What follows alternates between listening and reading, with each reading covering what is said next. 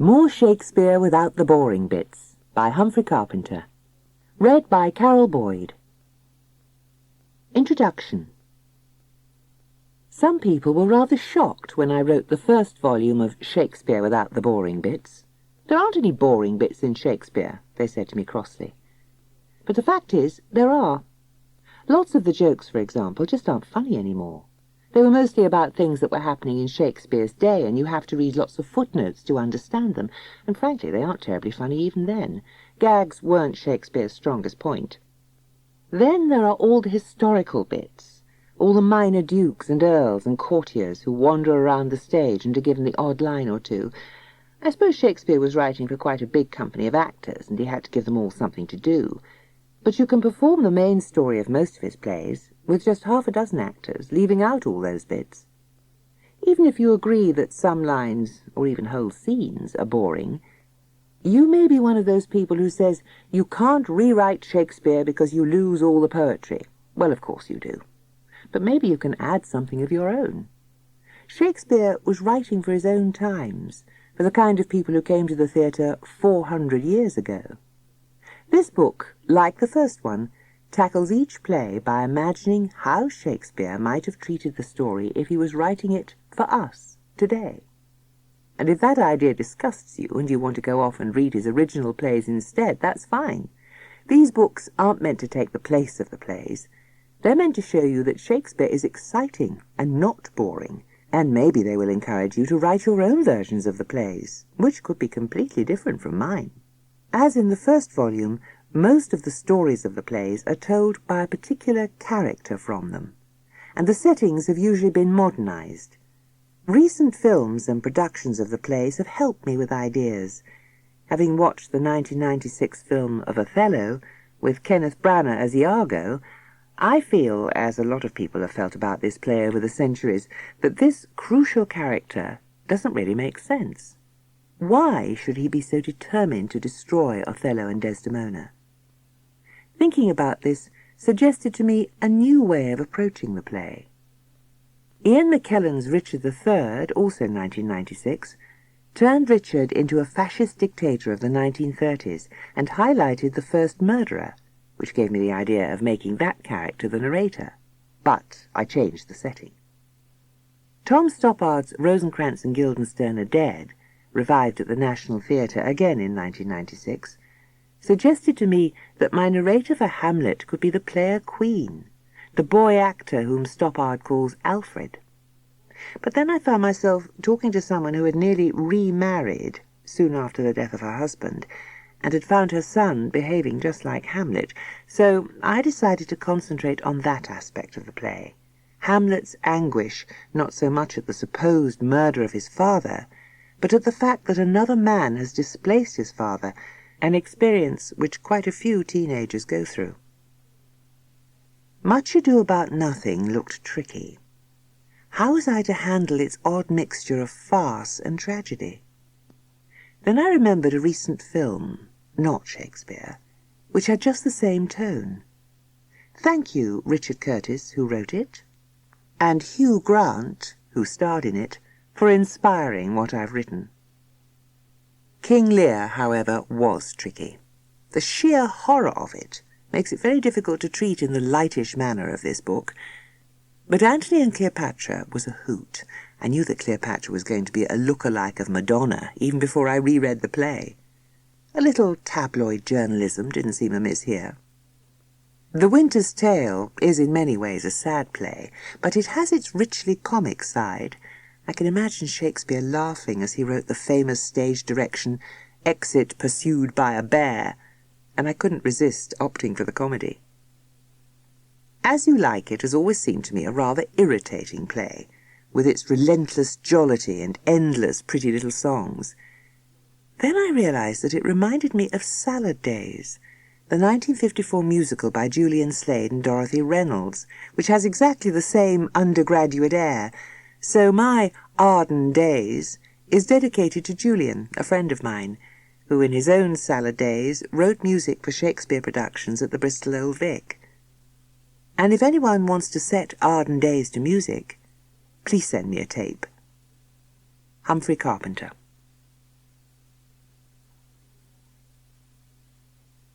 Much Ado About Nothing. Opening titles, Two Weddings and a Funeral, written, produced and directed by William Shakespeare. Close-up of alarm clock. It rings. Camera pans to a beautiful dark-haired young woman, Hero, asleep in bed in a rather grand bedroom.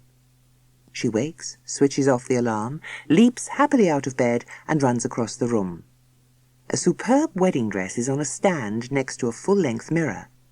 She takes it off the stand and starts to put it on. Cut to close-up of another alarm clock, which rings too.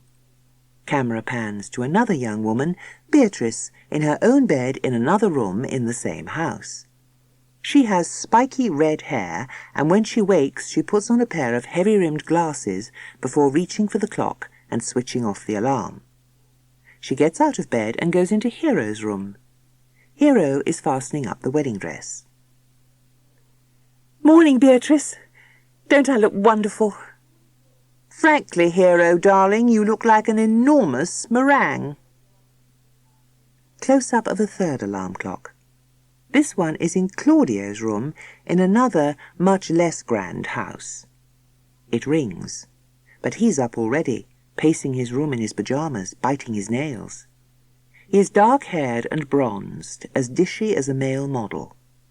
He goes to the phone, dials a number, then thinks better of it and puts the receiver down. Close-up of a fourth alarm clock. It rings for ages. Finally, Benedick, who is good-looking with mousy hair but has a silly-ass manner, wakes, stares at the clock, can't believe what he sees, swears a great deal, leaps out of bed and tries to find his clothes in his shambolic bedroom.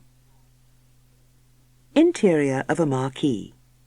Leonardo, an elderly grey-haired man who is smartly dressed for the wedding in a morning suit, is checking that his staff are laying the tables correctly for the reception. He smiles at one of them, Margaret, who is arranging a big floral display. "Weather looks promising, Margaret. Shouldn't you be helping my daughter to dress?" "I would have, sir, but Miss Hero said to leave Miss Beatrice to do it. Miss Beatrice's tongue is as sharp as ever, sir, but I reckon she's as excited as if she was getting married herself." "Huh, that'll be the day. Where on earth are we going to find a man who would marry my crazy niece?" "She likes that Mr. Benedick, the best man." "Does she? She's always incredibly rude about him when anyone mentions him. She says he's a complete idiot, who's always in a total mess."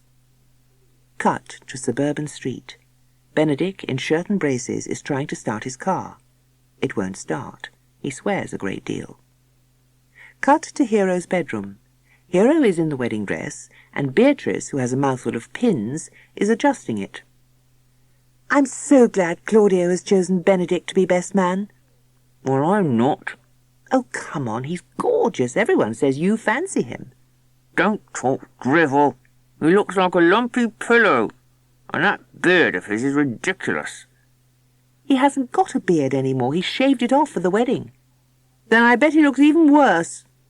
Cut to Claudio in the bedroom of his house. Now dressed in his wedding clothes, he is sitting miserably on his bed with his head in his hands. "What the hell am I going to do? Till death us do part. And I saw her—" The doorbell rings. Claudio runs downstairs and opens the front door. It is Benedick. "What ho! Sorry I'm late." "Are you? I wish you'd never come at all." "I say, old beansprout, that's not the right attitude on your wedding day." Cut to Margaret in the marquee, still arranging the flowers. She yawns. Leonardo is fussing about. "Is the champagne all on ice and the salmon mayonnaise all made?" "Yes, sir." "Been having some late nights, Margaret?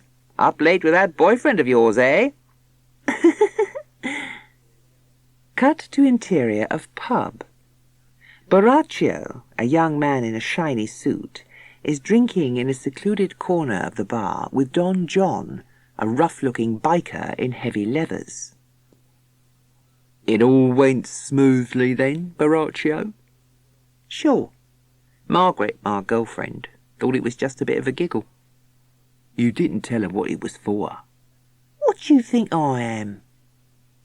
Cut to interior of Benedict's car, driving along a suburban street. Claudio is in the passenger seat, looking miserable. Oh, come on, laddie, it'll soon be over. Mind you, I feel pretty terrible myself if I was getting married. Ugh, married. The word's got a smell like yesterday's socks. You'll never catch me splicing the old marital knot. Which house is Pedro's? He's waiting for us, over there. The car draws up alongside Don Pedro, a plump, jolly man with a red face and beard in an absurdly flowery waistcoat, waiting irritably on the pavement. My dear Ben, I've been standing here for about 3 days. Do you realize how late we are? He gets into the back and they drive off at breakneck speed. Not my fault at all. Claudio kept me hanging about. Do you think that awful woman Beatrice will be there? Hero's cousin? Bound to be. She lives there. Awful woman, incredibly rude.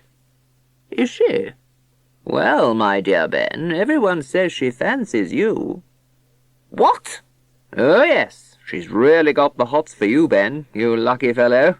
She sits up all night writing you passionate letters. But she tears them up because she's convinced you can't stand her. Dead right, I can't. But he looks thoughtful as he drives. Any idea what's in these bally letters? Cut to Hero's bedroom. Beatrice is doing Hero's hair. Everyone knows he fancies you. Benedict? Oh, yuck. You're not serious, are you? He's about as appealing as a pig's buttock. The door opens and Margaret comes in. Excuse me, miss.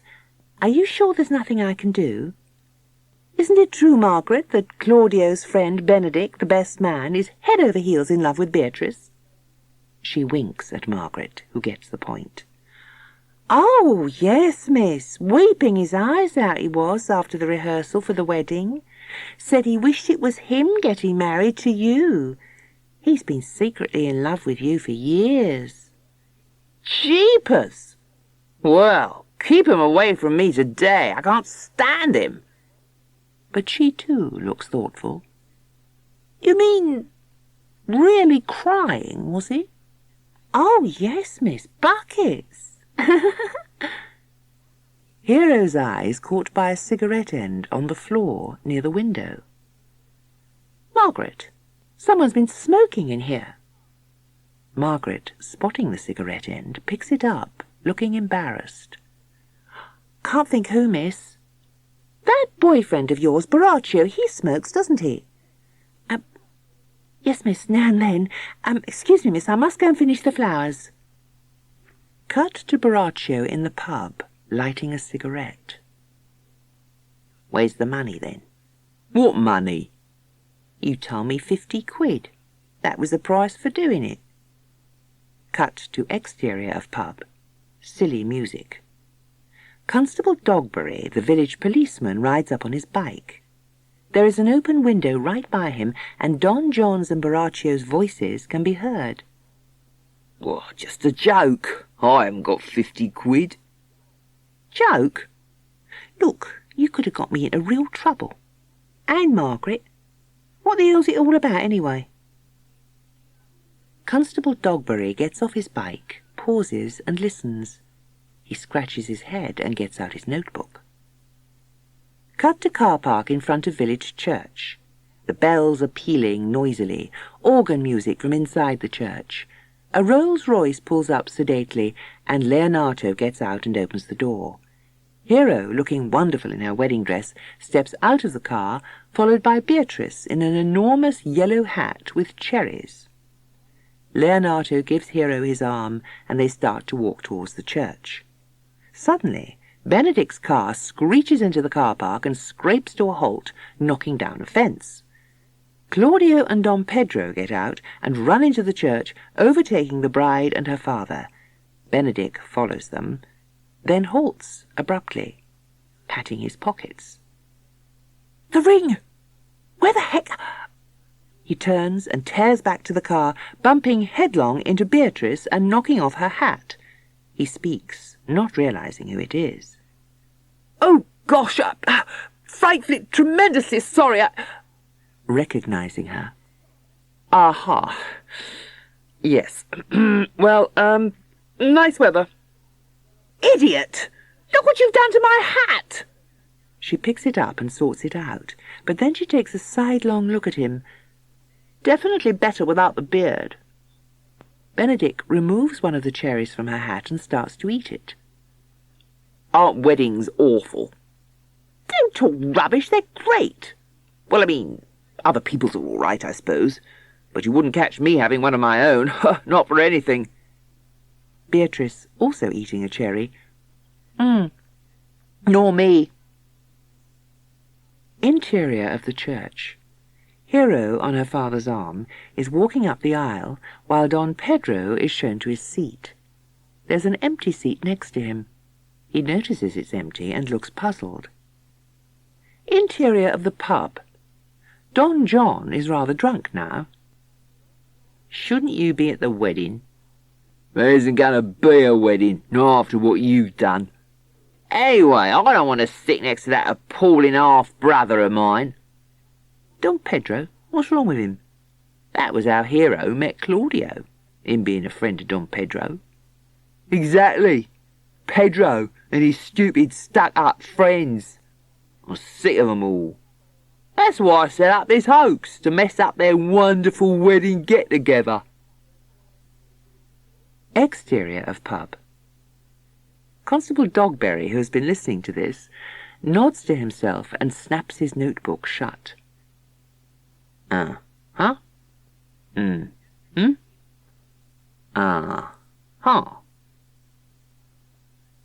Interior of church. Claudio and Hero are standing in front of the vicar. We are here today to join in holy matrimony these two young people. Whispering to Claudio, "Where's the best man?" Claudio turns round. There is no sign of Benedict. Cut to the churchyard. Benedict and Beatrice are finishing the cherries. I mean, think of being married to someone. Just think of what it will be like. Absolutely dreadful. You know, you're the first person I've ever met who feels the same way about it. Gazing into her eyes. Isn't that an interesting coincidence? Beatrice gazes earnestly back. Oh, yes. Yes. There is a deafening whistle and a shout of, "Oi!" Don Pedro at the church doorway is beckoning frantically to Benedict. Inside the church. If any of you know any good reason why this man and this woman should not be joined together in holy matrimony, then speak now. Claudio, do you take this? But Claudio is clearing his throat. I'm afraid I do know why she shouldn't. Because she's nothing but a cheap tart. Alarm and dismay among the wedding guests.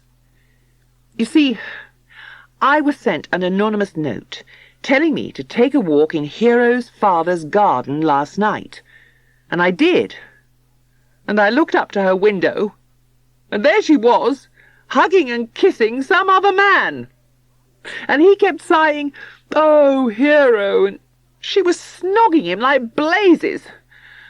So I'm afraid I'm not going to go ahead with this. Hero gasps and collapses onto the church floor. Screams of horror from the congregation. Close-up of Margaret looking very guilty. Total mayhem just as Benedict comes into the church. Cut to the village street. Constable Dogberry is leading Don John and Borachio, handcuffed to each other, as he pushes his bike. I know exactly what you've been up to, my lads. You're plotting to bring down the British government. An ambulance with siren and flashing lights appears almost from nowhere and nearly knocks them all down as it roars past. Inside the church, Benedick is staring at Leonato and Don Pedro. I've never heard so much rubbish in my life. Oh, Claudio's completely off his nut. She's no tart. She hasn't got eyes for any man except him. Anyone can see that. Claudio is sitting with his head in his hands. 2 ambulance men hurry in and lift Hero onto a stretcher. Beatrice storms up to Benedick. Well, don't just stand there. Do something. Well, I could hit Claudio, if you like. Actually, I don't think that would help a frightful lot. I'm sure my poisonous half-brother is behind this. He's always trying to mess up anything I'm involved in. Oh, do come on, let's get her to the ambulance. Benedick follows the stretcher out of the church to the ambulance. Close-up of stretcher. Hero opens her eyes. Where am I? Phew, I really thought you'd had it, old Strawberry. An idea strikes him. He whispers to her, Shut them again. Play dead. She shuts her eyes. Beatrice runs up.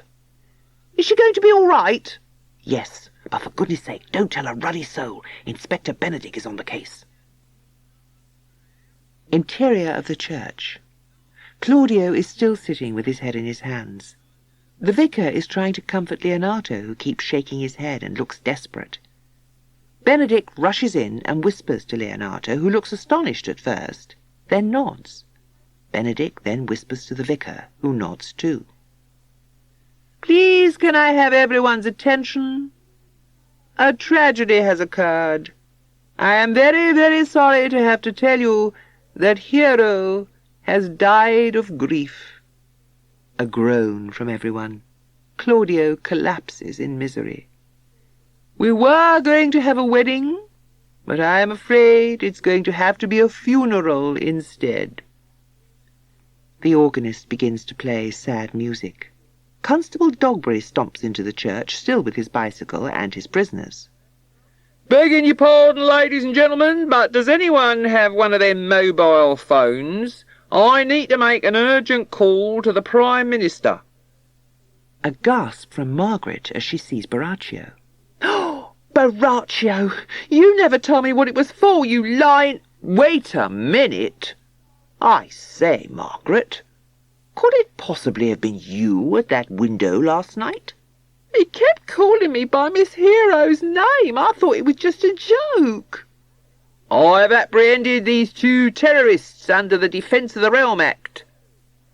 You half-wit copper, let us go. I thought so, my trouble-making half-brother. You were behind it, weren't you? Don John nods. Gosh, well, that's a happy ending. No, it isn't. Hero is dead. Yes, and it was all your fault for jumping to conclusions, which is why you'd better agree to marry her looker-like cousin. Benedick points to the back of the church. Everyone turns round. Hero, fully recovered, is standing in the church doorway. Everyone cheers. In fact, Vicar, I think it had better be a double. Would you mind marrying Beatrice and me? What? You might have asked me, you rat. Oh, yes, sorry, Beatrice, old thingamy. Don't mind, do you? Absolute cheek. But I suppose I'd better take pity on you, since you've been pining away from me for so many years, all that weeping. Wait a tick, I thought you were the one who was pining for me, all those letters. Letters? What letters? The vicar intervenes. Never mind. I'm sure you'll both be very happy together. 2 weddings coming right up. Everyone cheers. Closing titles. Hamlet. Told by Hamlet and Ophelia. Thursday. The worst day of my life. Until now, the worst day was when Dad died. But this is worse. I came home to find that Mum has got married again. And to Uncle Claudius, for God's sake. I feel too sick to write anything more. The sight of Uncle Claudius touching Dad's things, his books, his clothes, he's even wearing some of them, and worst of all, touching Mum, makes me want to throw up. Worse than that, it makes me want to kill Uncle Claudius. Oh, God, I wish I was dead.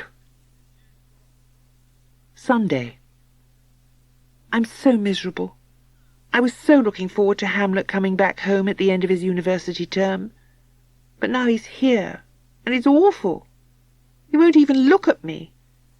And Laertes keeps saying to me, "I told you so, Ophelia. He never really loved you at all. He was just fooling around with you," which of course just makes me run up to my room and lock the door and cry my heart out. Brothers are awful. I wish Laertes would go away to university and never come back in the holidays. Pa is trying to persuade me that Hamlet doesn't mean to be cruel to me at all. He's so desperately in love with you, Pa says, that he's terrified of even looking at you, let alone talking to you. You should be flattered. Well, it's kind of Pa, but it doesn't make sense. Hamlet wasn't like that at Christmas, not even in January when his father died so suddenly. He was terribly upset, but he used to talk to me about it, and he'd let me hug him and make it better. And he ought to be happier now that dear old Claudius has married Gertrude.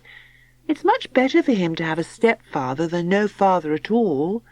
And who could be a better stepfather than his uncle? Tuesday. The best day of my life. Something absolutely incredible has happened. I went to bed early, so I wouldn't have to watch them hugging and kissing in front of the telly. It makes me want to throw things at them, or worse. As I was going upstairs, I ran into Ophelia. Poor kid, she looked at me so pathetically. I wish I could still fancy her the way I used to. And it was more than fancying. I was in love with her, I really was. But now all that's gone dead in me. I couldn't love anyone now, not ever again. I don't feel hungry. I don't feel thirsty. I don't feel tired. I can't feel excited about anything. I'm just dead all through. Except for the one red-hot, glowing bit of me which is hatred of Uncle Claudius for pretending he can step into Dad's shoes. He was literally wearing a pair of his shoes today, the swine. And hatred of Mum for marrying him. My God, it's still not 2 months since Dad died. So I just pushed past Ophelia on the stairs and said nothing. I could hear her crying as she went down. I got to my room and slammed the door and locked it and threw myself onto my bed. I must have fallen asleep, because the next thing I knew, it was very, very dark and quiet, and I was cold and shivering. And in the distance, I could hear the phone ringing. It rang on and on and on. Well, that was very odd, because there are phones all over the house, and someone usually answers it after a few rings. And anyway, there's an answering machine which cuts in pretty quickly. But now it was just ringing and ringing and ringing. So in the end I got off my bed, unlocked the door and went downstairs. It was the phone in the hall. All the lights were off, and the grandfather clock said it was 3 o'clock, which must have meant 3 in the morning, and the phone went on ringing and ringing. So I picked it up. "Hello," said a voice. "It's me." There's only one person who says, "It's me," when he rings up. Dad. And he's dead. I gripped the phone hard. "Who's that?" I said. "Ha! Who do you think?" laughed Dad's voice. It was him, all right. "Dad!" I shouted. "You're all right! I don't believe it!" "Quiet," said Dad. "We don't want everyone to hear." "Yes, I'm all right, in a manner of speaking." "Where are you? When can I see you? I must see you now." "Sorry, Hamlet, old thing," said Dad. "You can't. Not for the time being, anyway. And there's something I want you to do." "Anything, Dad, you know that. Just tell me." "Kill your uncle." You heard me, Hamlet. Kill your uncle, because he killed me. Wednesday. Gertrude had a long talk with me this morning. She's very worried about Hamlet, and so am I. He barged past me on the stairs last night as if I didn't exist, and this morning he looks as if he's seen a ghost. I found him in the hall, just after breakfast, taking the telephone to pieces with a screwdriver. His clothes were all in a terrible mess. He must have dressed with his eyes shut. "I must make sure it isn't a trick," he kept muttering. When I asked him what he was doing, he said, "Do you think dead people can make phone calls, Ophelia?" Oh, I was quite pleased that he'd actually spoken to me at last, but he sounded completely crazy, and his eyes were wild, so I was rather frightened and ran off and told Gertrude. She's been like a mother to me ever since my own mother died, and Pa and Laertes and I came to live with Hamlet and his parents, and now she was terribly kind and understanding. "You know we've always hoped that you would marry Hamlet," she said, "but he's been terribly cut up by his father's death. I thought he would get better, now that Claudius can be a second father to him, but I'm afraid he's going through a very difficult stage.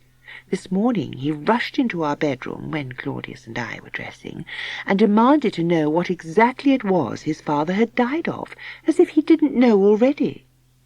"It was a wasp sting, wasn't it?" I said. "Yes, dear. He'd been sitting in the garden, and unfortunately he was terribly allergic to stings, and when this one got him he just blew up like a balloon and died in hospital. But this morning Hamlet was muttering something about poisons, and he even started going through the medicine cupboard in our bathroom. I'm really very worried about him." "Me too," I said. Just then Pa came in.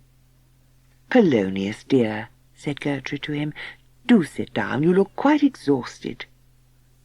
My father sat and mopped his brow. "I've just been helping the actors put up their scenery," he said. "It looks splendid." Gertrude frowned. "I really wonder whether we shall be having the play tonight," she said, "with Hamlet in such a state." Pa smiled. "Oh, don't worry about him," he said. "He's having a fine old time. He's giving the actors a lesson in acting." Wednesday. I couldn't believe it at first. Not only has Mum behaved appallingly by getting married again so soon after my father's death, and to him, she's also shown the most unbelievable lack of taste. Dad always used to invite some old college friends to perform a play at our house one weekend every spring. They'd put it on in the barn, and we'd invite all the local people to come and watch. And would you believe it? She's invited them again this year, so soon after Dad's death. And they're going to put on a thriller, a murder mystery. Have you ever heard of anything so tasteless? But I've had a brilliant idea. I've written an extra scene for the play, showing how Dad really died, and I persuaded them to add it to their script. I didn't tell them why I wanted them to add it, of course. I didn't explain it was about Dad and Uncle Claudius and Mum. I just said there were some local jokes in it which the audience would enjoy. I was talking to the actors when Ophelia's father barged in, the interfering old busybody. I wasn't going to tell him what was going on, of course. There's just an hour to curtain up. Wednesday. Very late. What an awful evening. Hamlet made me sit by him at the play, and he even held my hand when the house lights were switched off. But he seemed incredibly tense, and he soon let go of it. At first I thought it was just the usual corny old country house murder mystery stuff, with the butler who kept answering the phone and the village spinster busybody, a comic vicar and a doctor who was the worse for drink. But then came a scene which was quite different. The country house was the home of a duke and duchess, and the duchess was having an affair behind her husband's back. We knew that from the beginning of the play, but Now it turned out that the person she was having the affair with was her husband's brother. Well, this was a bit embarrassing for the audience, though no one has ever suggested that Gertrude was having an affair with Claudius before the awful tragedy of the wasp sting. But there was worse to come. We saw the Duke sitting down in a deck chair in the garden, reading the paper and then falling asleep, whereupon his brother crept in and injected him with a syringe, and he got up, screaming, and then fell down dead. And then the brother told everyone he died of a wasp sting. Well, the play had got to this point when Claudius stood up and said, "This must stop. I think we'd better have the lights on again." He was quite calm about it, but everyone could see that he and Gertrude were terribly upset. But Hamlet laughed and laughed and laughed. Wednesday, midnight. I'm waiting for the phone to ring and for Dad to tell me how well I did. I proved that Uncle Claudius killed him. I really did. You could see it in Uncle Claudius's face when he stood up and had the lights put on. He was white as a sheet and shaking, and Mum looked as if she'd been found out at last. I've proved that they're guilty in front of everyone, and I should have killed Uncle Claudius then and there. God knows how. I've never killed anyone. I don't think I'd ever have the nerve to do it. But I've got to. It's what Dad told me to do. Oh, why doesn't the phone ring again? I couldn't have dreamt that Dad rang up, could I? Thursday. I have killed him. But it wasn't the right him. It was... Thursday. I shall go mad. Hamlet has killed Pa. I shall... Thursday. Mum still hasn't rung the police. I don't know why. They must take me away and do their worst with me. I have killed the wrong person. The morning after the play, Mum asked me to come to her sitting room. She said she badly needed to talk to me. She wanted to know why I had spoilt the play and whether I really believed that Uncle Claudius had killed Dad. So I told her that Dad had telephoned me and said so. I thought that would make her understand. But she looked at me as if I was completely mad. It was then that I heard the sneeze. Someone was hiding behind the curtains. Without thinking, I snatched up a paper knife from Mum's desk and jabbed it at the curtains. The person behind the curtains yelled out. A man's voice. Him! My chance at last! So I began to stab seriously. I plunged and jabbed and pushed with the paper knife. There were some awful noises, and red stains started to come through the curtains. Mum tried to pull me away, but I hit at her and went on stabbing. Then he went limp and fell down, and there was silence. I pulled the curtains open. It wasn't Uncle Claudius. It was Ophelia's old busybody father. What have I done? What is to happen? And still the phone doesn't ring. Friday. Ophelia was found dead this morning in the swimming pool.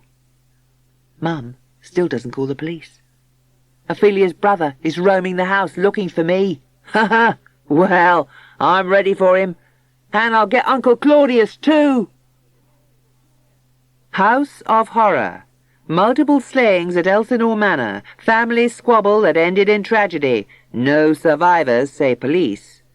First reports of the slaughter at Elsinore Manor near Copenhagen suggest that an entire household has been wiped out in a series of revenge killings. A local resident whose suspicions had been aroused by screams and shouts describes piles of corpses. We hope to bring you further details in our next edition. Anthony and Cleopatra. The politician and the pop singer. Foreign Minister in Super Yacht Scandal. A Daily Moon exclusive. The Moon can reveal that Italian Foreign Minister Mark Antony is having a torrid relationship with world-famous Egyptian pop singer Cleopatra. tanned and handsome Mark Antony flew to Egypt on Monday morning to take part in Middle East peace negotiations, but he never arrived at the conference table. 36-year-old Mark is happily married. His wealthy wife, Fulvia, is one of the top women in Rome society, but like millions of other people worldwide, he is a passionate fan of Cleopatra, and it seems he was desperate to meet the fabulously rich, famously sexy singer. Armed with Cleo's closely guarded phone number, he dialed her secret hideout. Cleopatra, whose outrageously sexy records and videos have made her notorious around the globe, decided she liked the sound of his voice. She set sail down the Nile for Alexandria in her stupendous yacht, Sphinx. The multi-million-dollar boat is one of the most costly private yachts ever built. Incredibly, its hull and superstructure are plated with 22-carat gold. A crowd of more than 10,000 people were on Alexandria dockside to watch the arrival of Sphinx, and they got a noseful as well as an eyeful, because the boat's purple sails are regularly drenched in thousands of dollars worth of Chanel perfume. Immediately Sphinx cast anchor. The scantily dressed superstar pulled another sexy trick. She was rowed across to the quay in a boat that was even more stunning than the yacht. Silver oars, a cloth of gold canopy, and even a guitarist to serenade her with her own hits. The oarsman rowed in time with the music.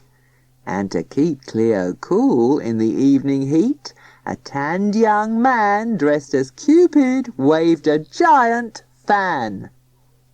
Onlookers say Mark Antony was bowled over by the stunning display the superstar had staged for him.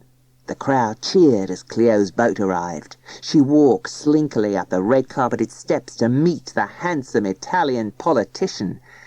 Mark Antony had planned for Cleo to dine with him in his luxury hotel suite. He'd ordered a lavish champagne dinner. But Cleo had decided she'd be the host, and onlookers could see that Mark Antony needed no persuasion to come on board the Sphinx. The pair stepped into Cleopatra's rowing boat, and the Italian minister was carried off to the super yacht, and he hasn't been seen since. He was due to fly back to Rome on Wednesday night, but in the early hours of Tuesday, Sphinx slipped out of the harbour. A spokesman for Mark Antony said he was taking a short holiday. In Rome, 35-year-old Mrs. Fulvia Antony told the Moon, "Mark must have gone out of his wits. He collects Cleopatra's records, but that's just because he likes the music. She's a scheming bitch who wants to get involved in politics. You can tell her from me, give my husband back." Passion among the pyramids. Mystery disease strikes down wife of cheating Mark. Will Ant wed Cleo? The Moon is first with the story. The sex romp of Italian politician and sultry Egyptian super singer was hit by tragedy yesterday. Italy's foreign minister, Mark Antony, besieged by reporters at the sun-drenched pyramids hideaway of megastar Cleopatra, wept as he was told by a Moon reporter that his wife had died suddenly of a mystery illness. "This is terrible," he sobbed. "Fulvia was a good woman." Asked if he had been cheating on her, the 36-year-old politico, bronzed and clad in designer beachwear, replied, "A man can love two women." Italy has been rocked by secretly filmed videos of the Politico and the Queen of Pop as they romp to Cleopatra's gold-plated swimming pool in the shade of Egypt's massive pyramids. One sequence shows Mark Antony fishing in the pool. He impresses Cleo by catching a giant shark, though the camera reveals that, seconds earlier, a cunningly hidden diver had placed the big fish, conveniently dead and stuffed, on the end of his line. Another shot reveals Mark clowning naughtily in Cleo's lace undies. Foreign Office spokesmen in Rome are furiously denying that the pictures are authentic, But privately, sources admit that the government is in deep trouble over the affair.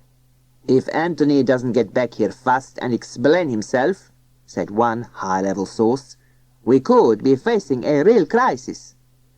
Meanwhile, Cleo has made no secret of her hopes to wed Mark Antony. "We were made for each other," she told the moon. Cleo, "I'll kill him!" jilted superstar beats up moon reporter Mark Antony's change of mind. By Kelvin Macbeth, the moon's man in Egypt. Egyptian pop queen Cleopatra made a murderous attack on me, though the real object of her fury was her Italian lover, Foreign Minister Mark Antony.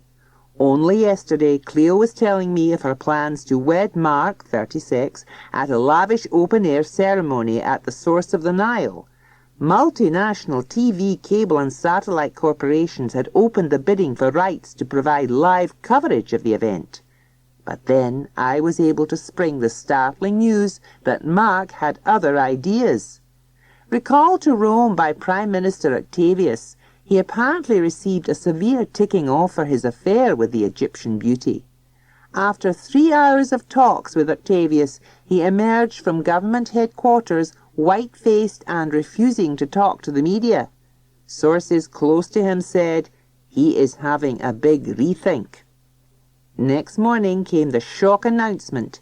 Mark Antony is to wed, but his bride won't be Cleo. He is to marry the Prime Minister's 35-year-old sister, Octavia. The news astonished Italy and stunned Cleopatra. "I don't believe it!" she screamed as I broke it to her at her palatial Pyramids home.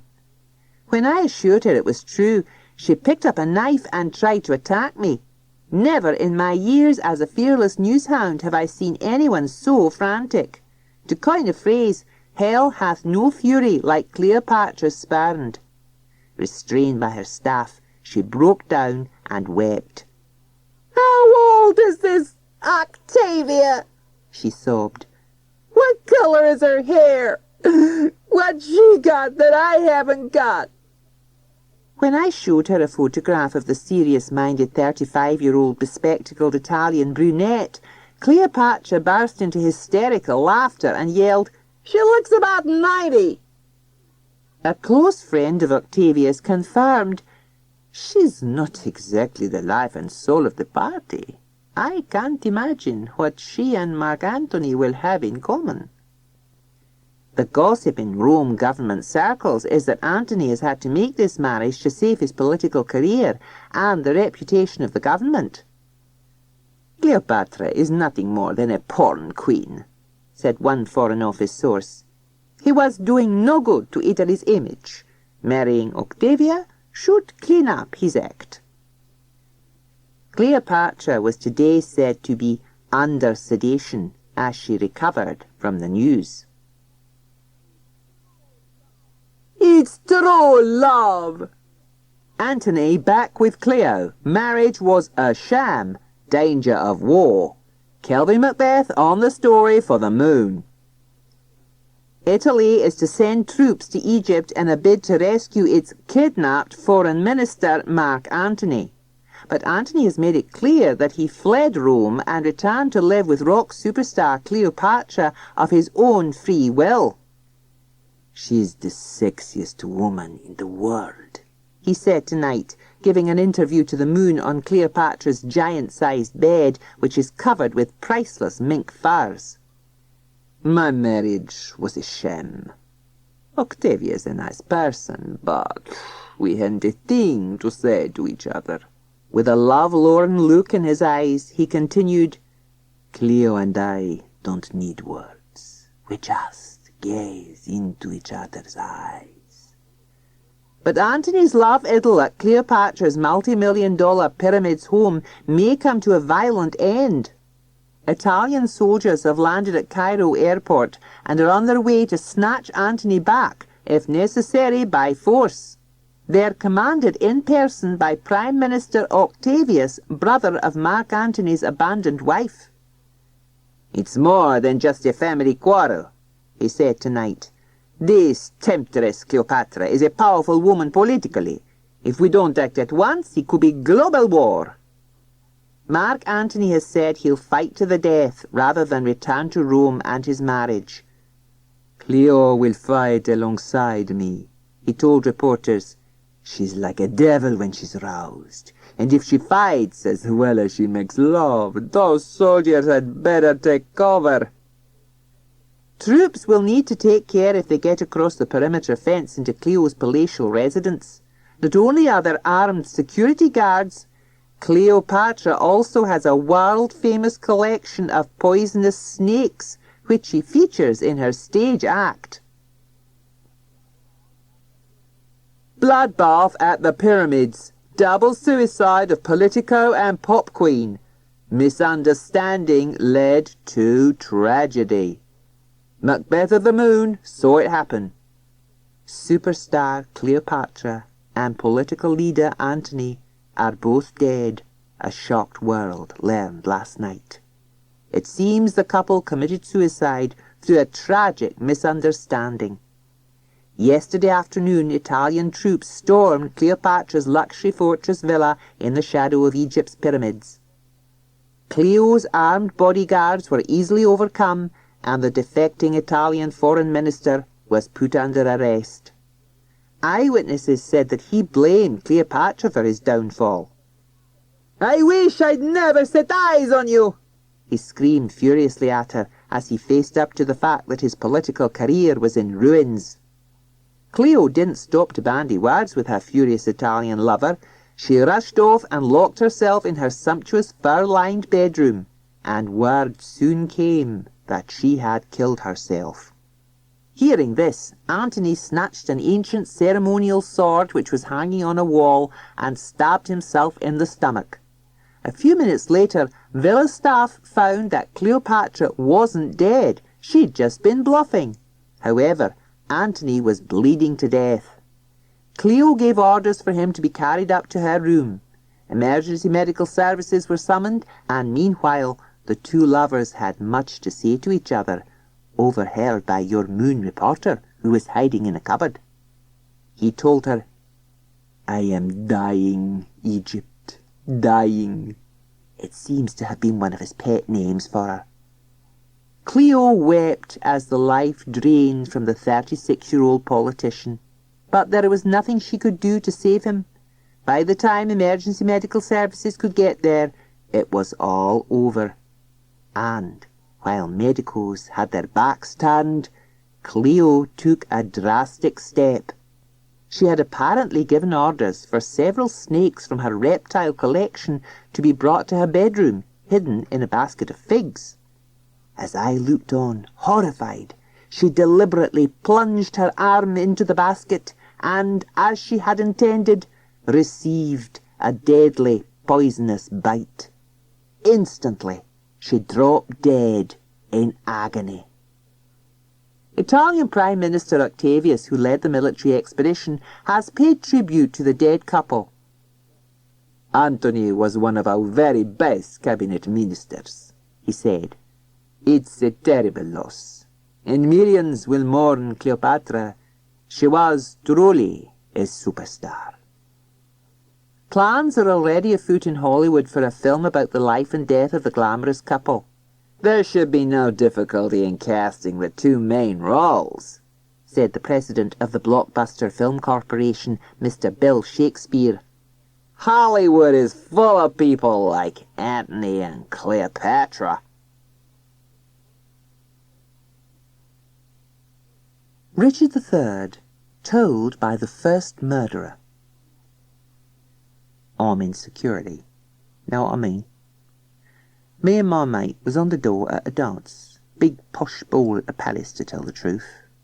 The Yorks was having a big celebration. They'd done in the Lancasters, what had been their rivals. A lot of blood had flowed, and the Lancasters was mostly in their graves now. Well, that's business, innit? So, the booze was really flowing. The oldest of the three York brothers, Eddie, what had made himself king, now the Lancasters had got shot to pieces, was tipping it down, though he was a sick man. The middle brother, Clary, was drinking his share too, but not the youngest, Tricky Dicky. They were none of 'em beauties, but Dicky took the prize for looks. Awful looks, I mean. A lot of people called him the Toad, but some wisecracking guy said he looked like a spider trying to get out of a bottle. Spider was what I always called him, once I'd heard that. Spider had done his bit to put the Lancasters out of the way. Him, Clary and Eddie had taken turns to use the Lancasters' king's son for target practice. But it was Spider who'd had his own little bit of fun with the king himself, old Henry Lancaster, which is why Henry was 6 feet under. I could see Spider wasn't enjoying the party, and I could guess why. He'd been to a lot of trouble for that family of his, killed the king no less, and where had it got him? Nowhere. His brother Eddie was the king now, the big boss, the current owner of the crown jewels, and Spider was still just Spider, the funny-looking youngest brother. After a bit, Spider sidled up to me, clutching a champagne glass in one of his spidery hands. "Don't I know you?" he hissed. That was his usual way of talking. "Could be," I grunted. "Me and me mate has been around a bit, done a few things, know what I mean?" Spider looked me up and down. "Wouldn't mind a bit of, well, bother, would you?" "Depends on the terms," I said. Spider's voice dropped to a whisper. "Supposing I asked you to put a friend of mine out of the way?" "I'd rather it was 2 enemies," I said, and he laughed. "One at a time," he hissed. "We'll start with Clary." I blinked. "Your brother? You can't be serious." He nodded. "Won't be a hard job," he muttered. "Clary doesn't know it yet, but he's on his way to the Tower of London." I thought Spider must be off his head. Clary was right in front of me eyes, eating and drinking his head off with the rest of 'em. But just at that moment, Eddie, the king, rapped on the table for silence. "Great to see you all here," he said. "And I have some interesting news. My horoscope says I'm to beware of someone whose name begins with G. He's out to kill my kids. So," his eyes strayed to Clary, "I've taken a bit of advice," and at this point he looked at Spider. "And the advice is to put George, Duke of Clarence, out of harm's way for the time being." He clicked his fingers and a couple of cops dashed in, one of them with the cuffs ready. They had him on Clary in a trice before he knew what had happened. "Bye-bye, Clary," said Eddie, "and sleep well in the tower." You see, George, Duke of Clarence, was Clary's full name, which is how Spider had been able to persuade Eddie to lock him up. But then I remembered that Spider's full name was Richard, Duke of Gloucester. That's got a G in it too. Next day, me and me mate wrote a letter to Spider. Well, me mate did. He's the one who's good at writing. "Your Excellency, we has done the job what you desired of us. Trust the bill enclosed is to your liking. Terms strictly cash by the end of the month. We had not been inside the Tower of London before, except as tourists. We must say it is very smart. They really know how to look after persons what is confined there better than what they do in Dartmoor and the Scrubs, and we should know. Your brother had got a nice set of rooms and a bathroom, more of an hotel than a prison. He was having a bath when we arrived. We heard him saying to the screw, what you would call the jailer, that he had had a bad nightmare, that you had pushed him off a ship and he was drowning. We was able to make his dream come true right away.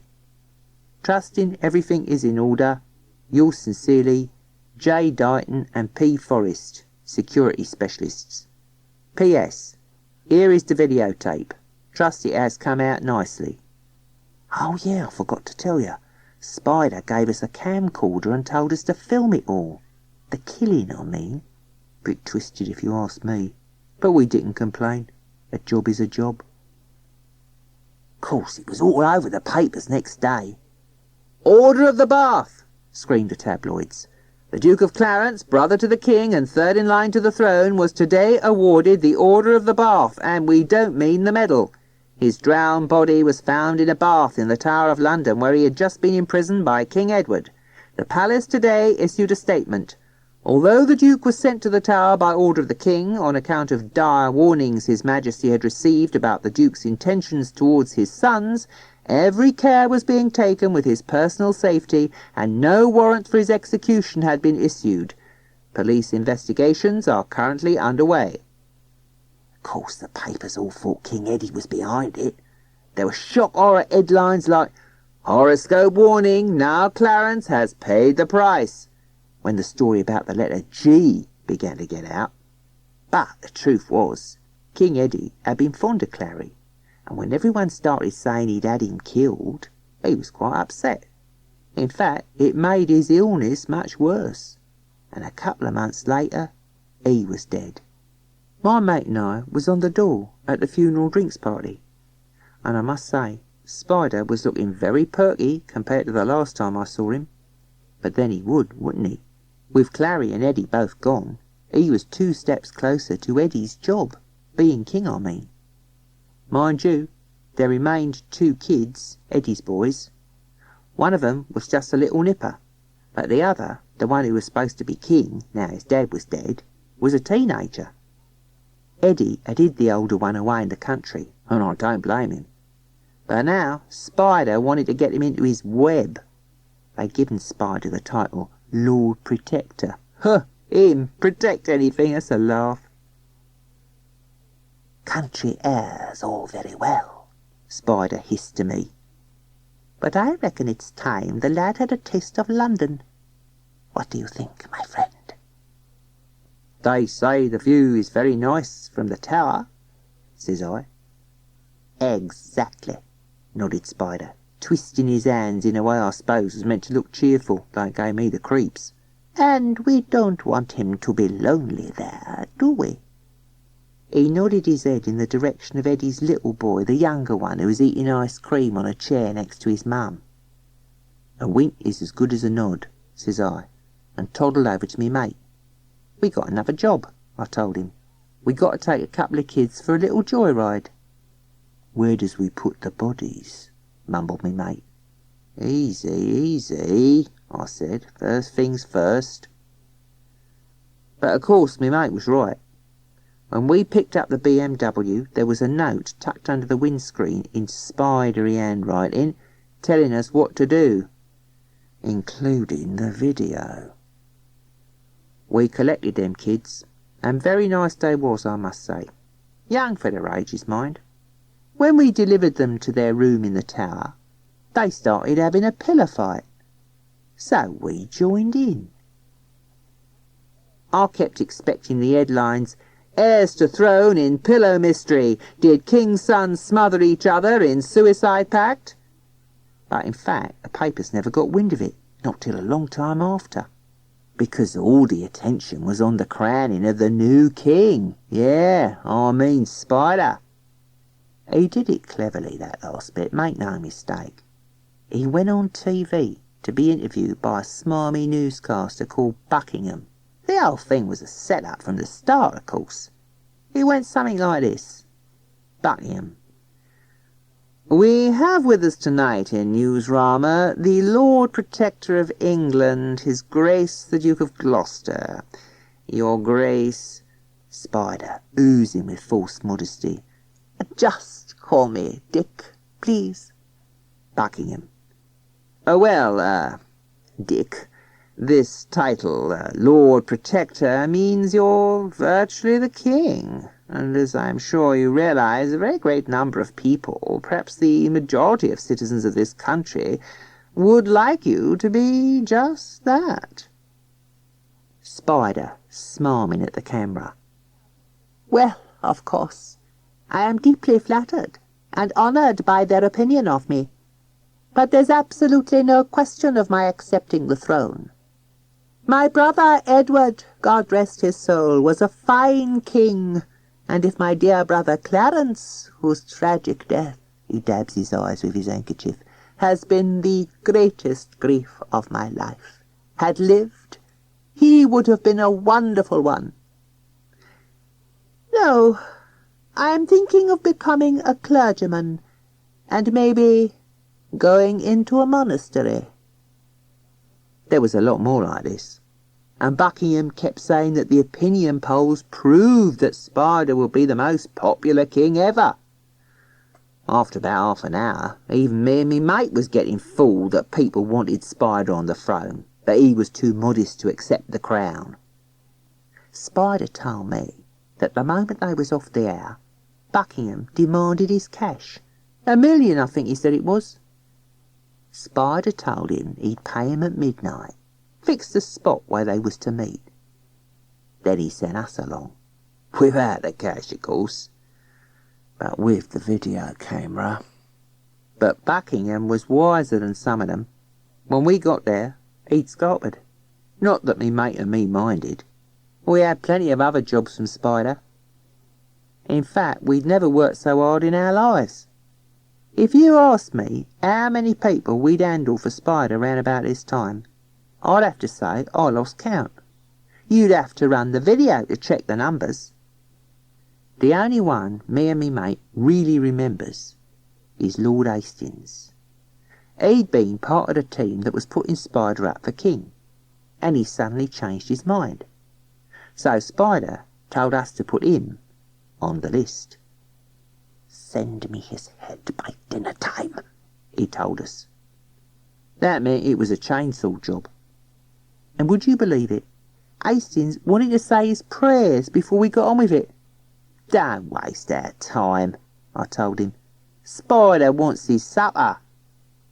It made a lovely video. When Buckingham scarpered, he went off to Wales, and not for a holiday. A bloke called Henry Tudor was down there starting a rebellion. Spider was king now, but me and me mate could see he was worried. "Pop down to Wales like a couple of good chaps," he hissed at us, "and get this Tudor creature off my back, would you?" But we had to shake our heads. "Too big for us, Your Majesty," we told him. "He's got a lot of supporters. You'll need an army." Of course, being a king, he got an army. But armies need leaders, and Spider wasn't really up to leading anybody anymore. At least, not on the morning of the battle. Me mate and I had come along for the ride, to do the odd job for Spider if he needed it, and I could see there was something wrong. He was deadly pale, and his hand was shaking as he tried to drink his coffee, an hour before dawn and the beginning of the fighting. "Not slept so well, Your Majesty?" me mate asked him. He shook his head.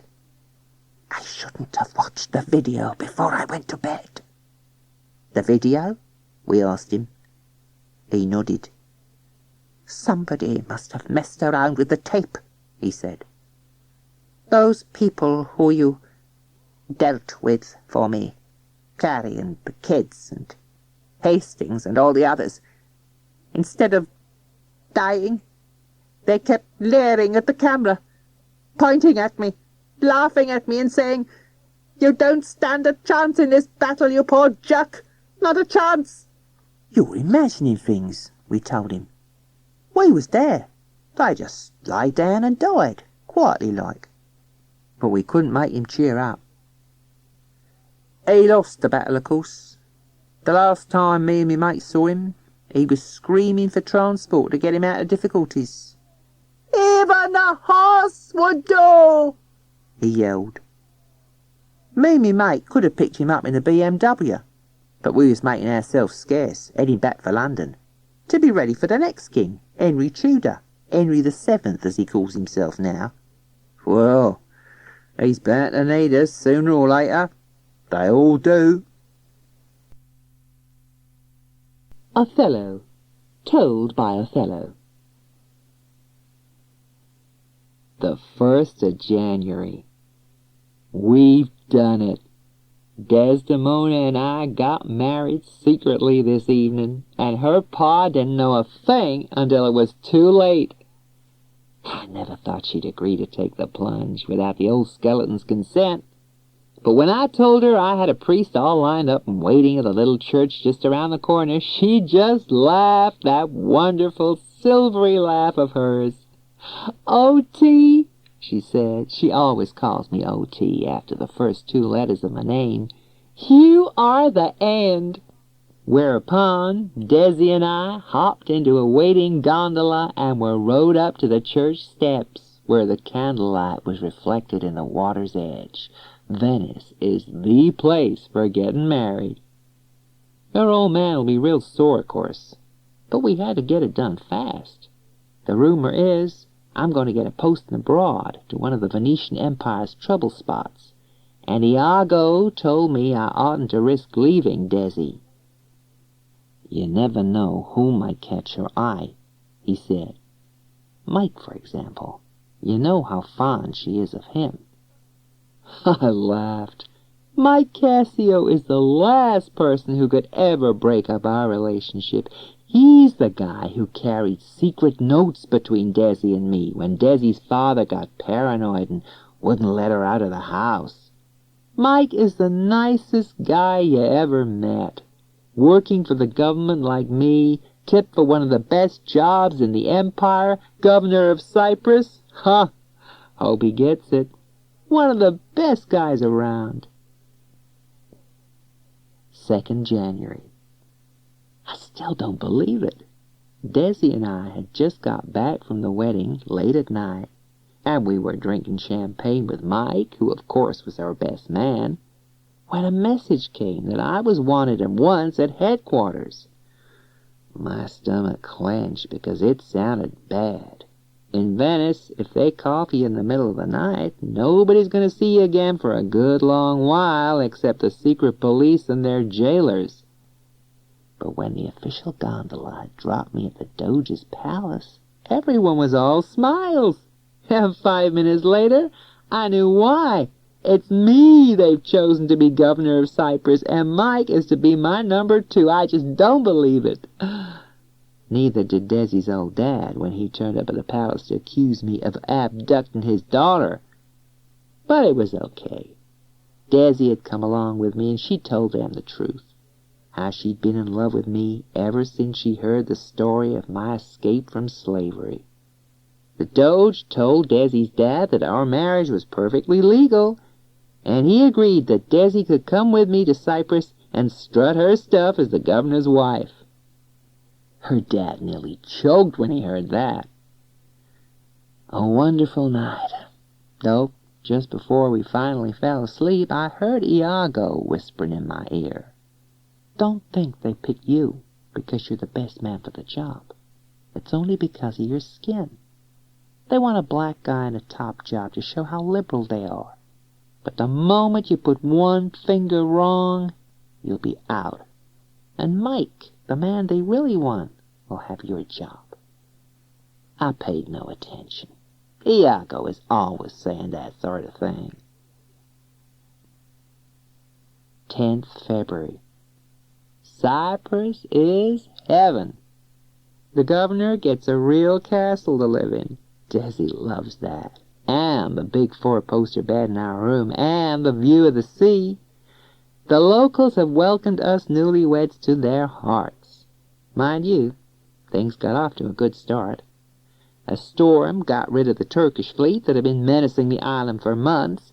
Now we just guard the harbors with 6 of our gunboats, and the Cypriots can get on with producing that scrumptious lamb and red wine they serve Desi and me with every night. This is the place. Talking of the local wine, I'm afraid Mike had too much of it the other night.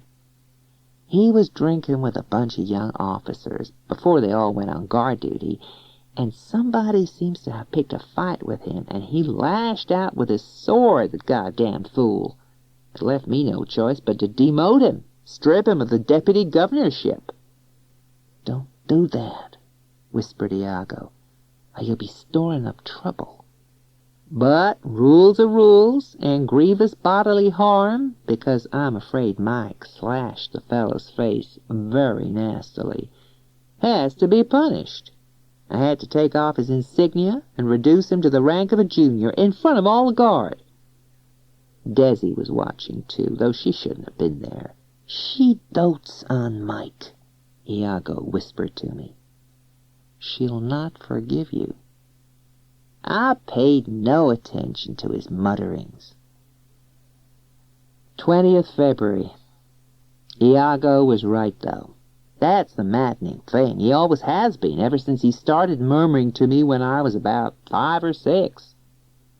Do you have a voice that sometimes tells you, quite secretly, that things aren't what they seem? That your best friend doesn't like you as much as you like her? That your boyfriend is cheating on you? That your girlfriend really fancies someone else? That your parents only pretend to admire your drawings or your music or your football playing, and they're really sniggering about you behind your back? Well, I reckon most of us have heard that sort of voice now and then. Some of us even give our voices names, as if they were real people. Well, they are real. I don't mean we believe there are other people talking in our heads the way people do when they go insane. We know it's just a part of ourselves. But it can be so powerful. You can have your life all sorted out and be clear of all trouble, and suddenly that little voice starts whispering, "Why be so uptight? Be cool. Have a good time, even if it does mean breaking a few rules." That's the hardest sort of voice to say no to. I can cope when Iago says that sort of stuff to me. I gave my voice a name, Iago, years ago. I found that made it easier to answer it back.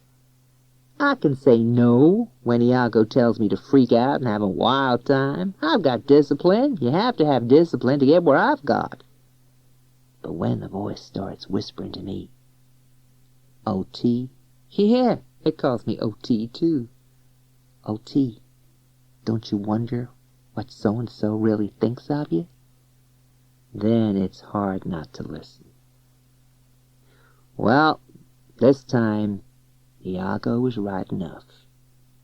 Scarcely a morning or afternoon goes by without Desi asking me if I won't reconsider my demotion of Mike. "It wasn't his fault," she keeps saying. "You know what soldiers are like. Someone spiked his drink. Give him another chance, OT. Don't tell headquarters. Just give him back his uniform and let him get on with the job. I've known Mike all my life, OT. He's always been my best friend. You can't treat him that way." "I have to," I said heavily. "It's the rules." In fact, it was very difficult to say anything to Desi because Iago kept chattering away. Sure, he's her best friend. They were going to get married till you came along. Now she knows she made a mistake. You mark my words, she's cheating on you behind your back. I laughed aloud at this. The idea of Desi cheating on anyone is just crazy. "No one's ever seen such an honest girl," I told Iago. "She couldn't deceive anyone if she tried." "Oh, no? So why did she cheat on her father? Tell him she was going to have an early night in bed and then slip out the back door to get married without his consent." I bit my lip. This was true. "She's never had the hots for you," went on Iago. "She'd have married Mike if he'd been willing to elope with her. But he was too honest. Wouldn't hurt her own man. So she picked on you, just to get away from her dad. And now she's free. It's Mike she wants. Can't you hear?" I told him to shut up. But at that very moment, Desi was saying, "Please, OT, be generous. You know how much Mike means to me." Something snapped in me. "You bitch!" I screamed, and slapped her hard across the face. She reeled back, touching the red place on her cheek with her fingers. "OT," she whispered. "What's the matter? This isn't you." I started to sob. I'd never hurt her before. I'd never been able to imagine that I could. I'm sorry, I gasped. It was just a bad voice talking inside me. Go to bed. I'll come upstairs very soon. She had taken out a handkerchief and was dabbing her cheek with it. Tears were mixing with the blood. All right, O.T., she whispered. Don't listen to bad voices. Just be your own sweet self. Something caught my eye. Your handkerchief, I said. That's not your handkerchief. When we first started going out together, I had given her a handkerchief, a special one, a family heirloom. My mother had once been given it by a gypsy, wise woman, and it had always brought luck. There were patterns on it. Desi always used it, washing it every night and hanging it out to dry in the bedroom, but now she was dabbing her cheek with a plain white handkerchief. I'm sorry, O.T., she sobbed. I didn't want to tell you. Your handkerchief has gone missing. I left it under my pillow, but in the morning it was gone. We'll search for it, my sweet, I said. I expect it's under the bed. Now you go up, and I'll be with you in half an hour when I've dealt with all these letters that need answering. She went up, and I started on the paperwork, or tried to. For a long while, Iago said nothing. He didn't need to, because my mind was full of just one word, handkerchief. How could she lose it? It made no sense. Our bedroom is furnished very simply, just a big bed and a cupboard for clothes and the window looking over the sea, nowhere for things to get lost. The clock ticked on. I was very, very tired. I shut my eyes just for a moment and saw it. I saw the handkerchief. It was in Desi's hands. She was tying it around someone's eyes as a blindfold, and I knew whose. Yes, Mike's, of course. They were in our bedroom, and she was blindfolding him. Now he was chasing her around the room. He caught her, and they fell together onto the bed. I opened my eyes. It was just a dream, of course, said Iago. It was horribly real, I said. Dreams don't mean anything, said Iago. You don't know she's given the handkerchief to Mike. You don't know they're having an affair. You don't know their plan is to goad you into doing something silly so that Mike gets the governorship. Silly, I said. What sort of silly? Like you did tonight. Only worse. Next time, you won't just hit her. You'll strangle her.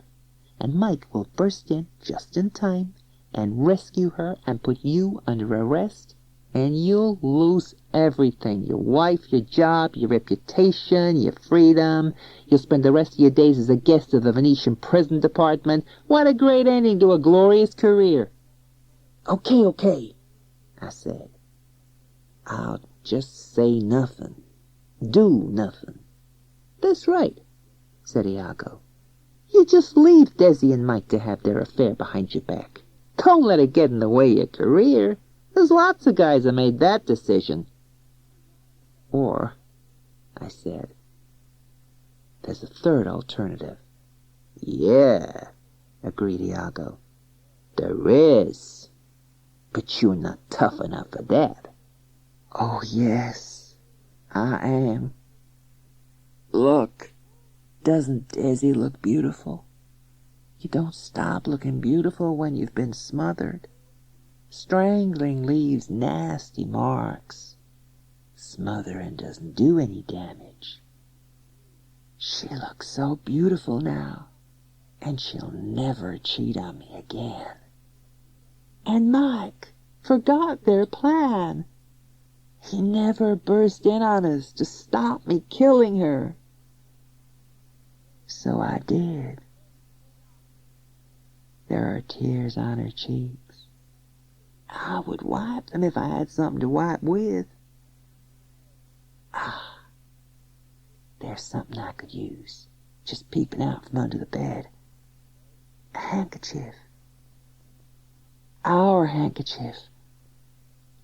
Oh my God.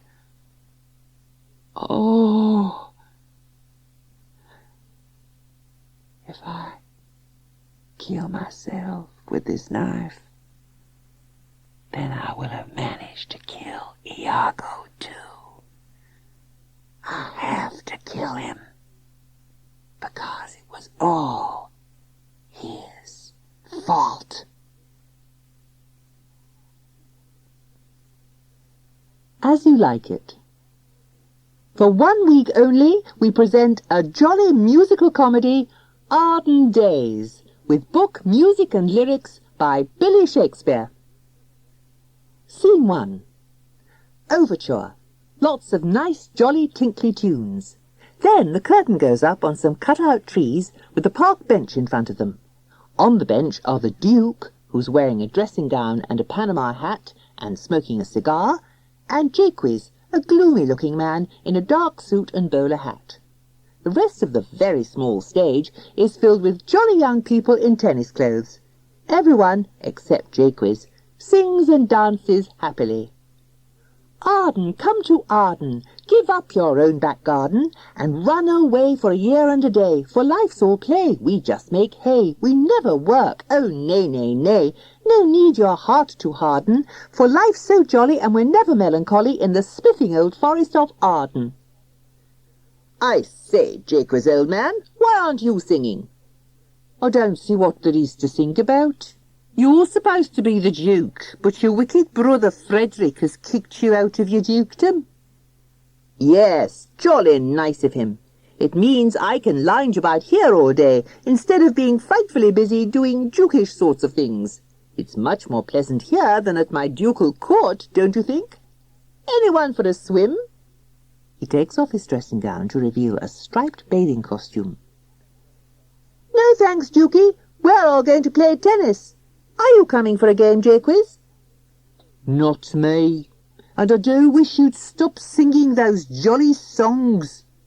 Oh, thanks for reminding us. Let's have another chorus before we go. Arden, good old Arden, we really beg your pardon, but it's so much fun here in the sun that we feel our life has just begun. We can swim and play and run, run, run. No need to bring a bard on, for we'll think of a new rhyme every time in the sunny old forest of Arden. They all run off, leaving Jaques sitting gloomily on the bench. Scene 2. The sitting-room of a smart townhouse. Orlando, a good-looking young man in cricket flannels, is talking to his cross-looking brother, Oliver. I say, Oliver, I do think it's beastly of you not to give me any money. When father died, he said in his will that you were to look after me, give me a good education, and let me have my share of his money, and you haven't done any of that. Just go away and stop nagging me, Orlando. You never let me go to university, and I haven't got a penny. But I might make some money in the wrestling contest they're holding at court tomorrow. There's a big prize for the winner. I am off to practice my wrestling holds. He goes. A wrestling contest? I have a wicked idea. Frederick, a villainous-looking man, comes in. Hello, Oliver. Did I hear you say wrestling contest? I've just passed that weedy-looking brother of yours in the passage, and do you know, I think he's going to enter for it. That's right. Golly, how Orlando infuriates me. There's nothing so irritating as having a brother. I couldn't agree more. Why don't you kick him out of the house, the way I kicked my brother, the Duke, out of his court? I've got a better idea. Why don't we arrange for Orlando to be beaten up in the wrestling match? If he had a few bones broken, that should stop him being such a pest about money. Aha, that's a clever notion. You see to it right away. They sing. Brothers are a curse. Brothers are a pest. They're always getting worse. They're never at their best. We don't know why we hate them. It's simply that we do. We want to see the back of them. Well, wouldn't you? Brothers, brothers, brothers, brothers. Far more trouble than fathers or mothers. Best to send them packing. Best to wipe them out. You'll be better off without them. There's no doubt. Brothers are a pain. Brothers are an ache. They're never right as rain. They're always on the make. We don't know why we loathe them, or why they make us blue. We want to see the end of them. Well, wouldn't you? Brothers, brothers, brothers, brothers, etc. They dance off, grinning wickedly. The lawn outside the ducal court. A crowd has gathered to watch the wrestling match. Among it are two pretty girls in summer dresses, Rosalind and Celia. "Oh, Celia, isn't it a lovely day?" "Yes, and you ought to be enjoying the sunshine in the Forest of Arden with your father, the Duke, and his friends. I can't think why you stayed behind when my father kicked him out of his dukedom." "My Uncle Frederick was certainly very horrid to do that to Daddy. But I couldn't leave you, Celia, my poppet. You're my very best chum. And you're my only friend at court, now that all the nice people have gone off to the forest with your father." "Oh, here comes my father now." Frederick enters with Oliver and his court wrestler Charles, a huge, ugly man in striped boxer shorts. Frederick, whispering in Charles's ear, "You won't forget, will you?" "No, my lord. You want me to break both his arms, his legs, his nose, and, I've forgotten how many ribs." "All of them, you elephantine athlete. Ah, here he comes now." Orlando enters, also in wrestling gear. "Well, boy, are you ready?" Celia to Rosalind. "I say, quite yummy, isn't he?" Rosalind is transfixed by the sight of Orlando and can't manage to say anything. Frederick. "In the first contest of the afternoon, Charles the Crusher takes on Orlando." He rings a bell, and Charles and Orlando begin to wrestle. Rosalind starts to sing. "It must be the sunshine that shines up above that's making me feel as if I'm in love. But I've never seen such a beautiful boy. I'm captured, oh rapture, my heart's full of joy. Is it love? No, it's just the summer weather. Is it love? No, it must be the heat. Is it love? No, it's just the summer lightning. Is it love makes my heart miss a beat? The temperature's climbing, and here am I rhyming. To see you is awfully pleasant. This summery weather has brought us together, and darling, I'm just incandescent. Is it love? Well, it can't be just the sunshine. Yes, it's love, summer love, that makes my life at last complete." While she sings, Charles has been throwing Orlando about like a rag doll. Suddenly, Orlando sees Rosalind.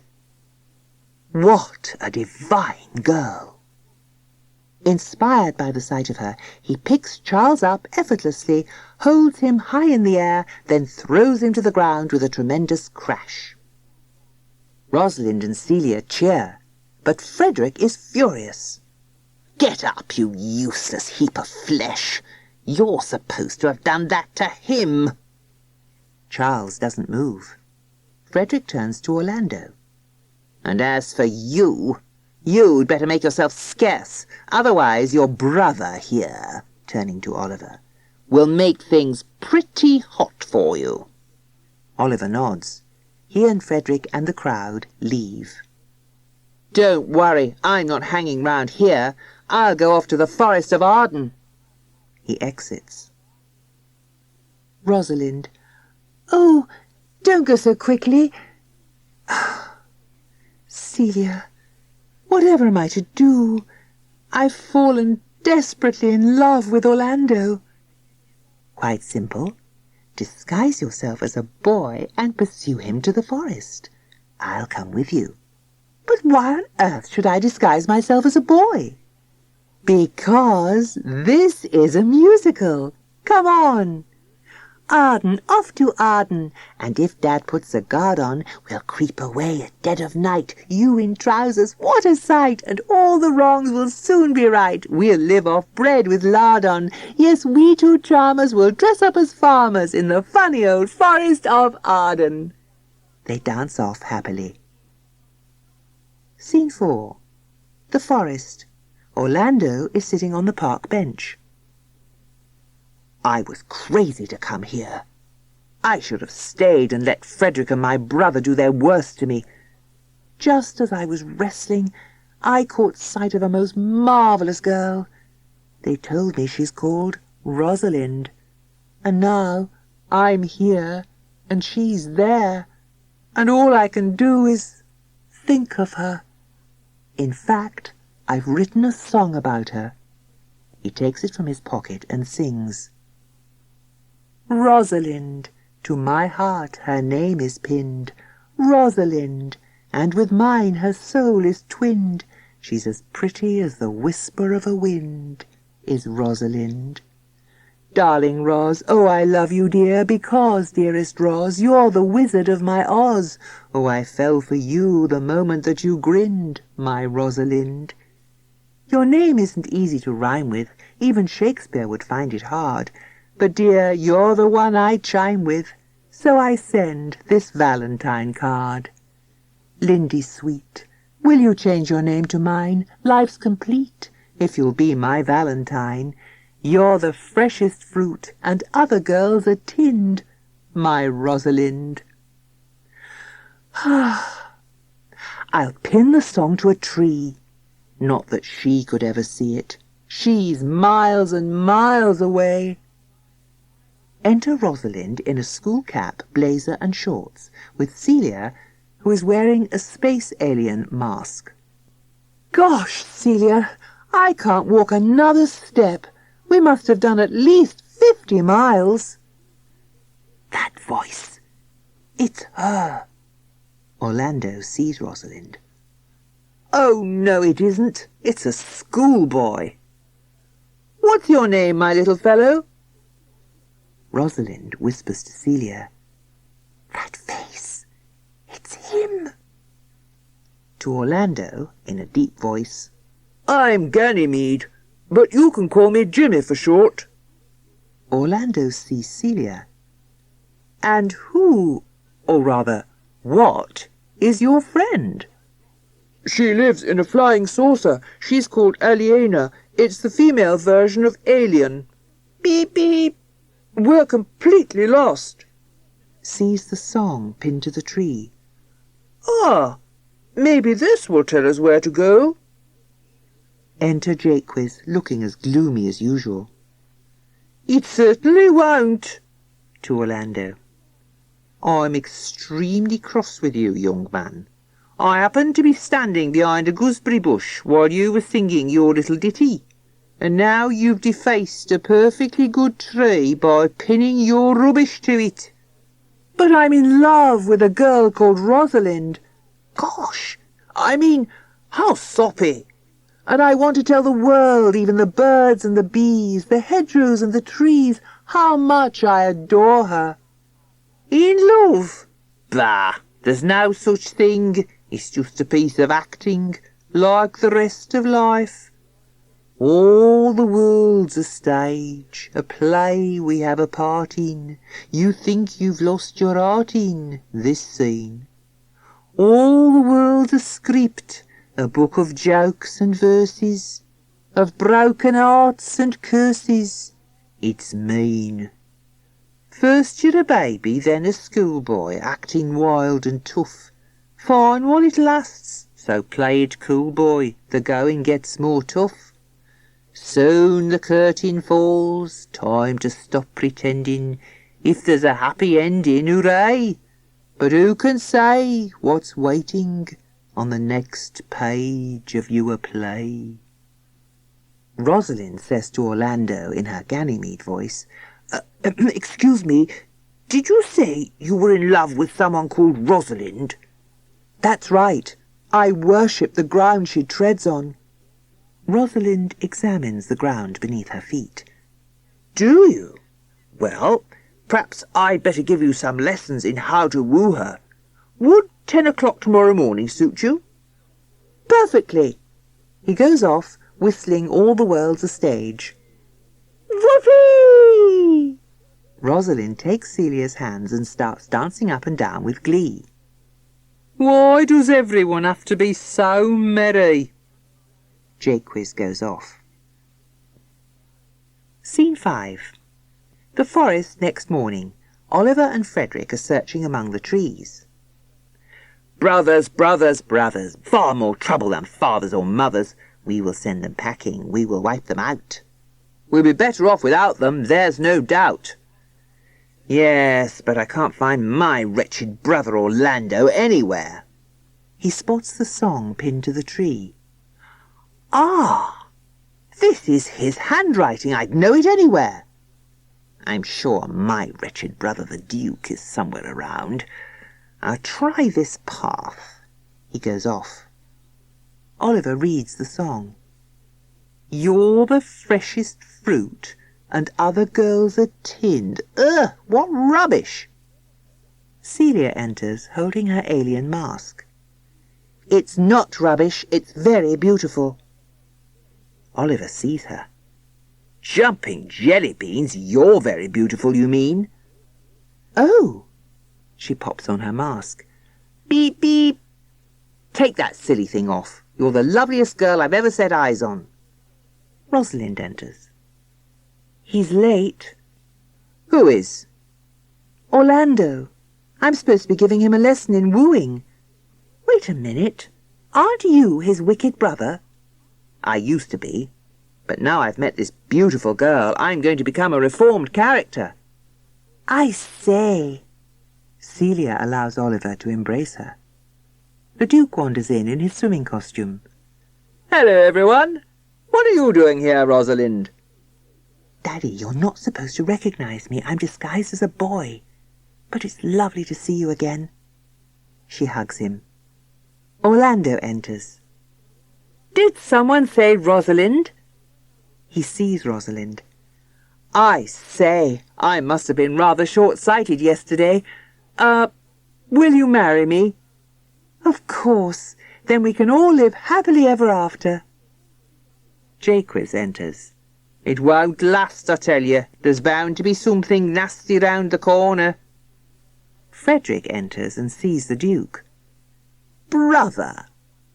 I warned you. Here comes the something. I mean you no harm, brother. I was intending to murder you, but I've just met an elderly clergyman who has convinced me of the error of my ways. You can have your dukedom back. I'm going to stay here, in the sunshine, in the forest of Arden. We all are. The chorus enter in their tennis clothes and all dance and sing. Arden, we love Arden. This day's a lucky starred one. We'll stay forever in the sun, for we know our life has just begun. And we're all in love, yes, everyone. It's time to bring this card on. Jaques raises a large card which reads, The Happy End. So we hope you've had a wonderful time in the sunny old forest of Arden. King Lear. The 17th of May. Dear Mum, thanks so much for your postcard. It feels years since I've seen you. In fact, it is years now. I suppose about 3 years since you went to Australia. It's lovely that it's all worked out so well for you. I'm never sure whether you want news about Dad. I think usually you don't. But there is rather a lot I want to tell you about him at the moment, so here goes. I know you found him utterly impossible, which was why you went off to Australia, and until now, I have to say I thought you were absolutely and completely wrong about that. He's always been utterly gorgeous to me, madly generous, always asking my advice about everything and being terribly nice, and not at all the jealous father when Frank and I got engaged. So I was very happy to go on living at home until the wedding came around. Of course, it did make things a bit difficult between me and the Uglies. I think it was Dad who first made up that name for them, the Ugly Sisters, when they were two gorgeous-looking little twins in the pram. Of course, I wasn't born then, so the name was just a harmless joke. But when I came along and Dad started doting on me, I know they did sometimes feel a bit miffed, and calling them the Uglies wasn't quite so much of a joke, because honestly, Mum, the way they behaved to me was a bit ugly sometimes. Well, no worse than older sisters usually behave to a younger sister, I suppose. But when they became teenagers, they began to be nasty about Dad behind his back, and I couldn't stand that. I longed to go and tell him, but he was scarcely ever at home in those years. He was always in London, making pots of money, as you know. Well, it's the money that's upset things now, I'm afraid. Dad kept telling me that with my wedding to Frank coming up, he wanted to change his will. I do wish he wouldn't talk like that, but you know what an awful show-off he's always been about his money. And how he's always been telling me and the Uglies that we wouldn't be short of a penny when he died, as if we cared. Well, at least I don't. Anyway, the trouble blew up the night before the wedding. The Uglies had come to stay, of course, bringing their husbands, so we were quite a merry party. At least, I thought we were going to be. After supper, Dad asked us all to come into his study. Oh, I forgot to say Frank was with us too, of course. He sat us down, and then said he was going to talk about his will. I have to tell you, he said in a solemn, pompous voice, that I am a very rich man indeed. I started to giggle. I always do when he talks like that, and Frank pinched me to stop me because Dad was taking it all very seriously. Since I have 3 daughters, Dad went on, the obvious thing is for me to divide everything into 3 equal parts. I glanced at the Uglies. They weren't giggling.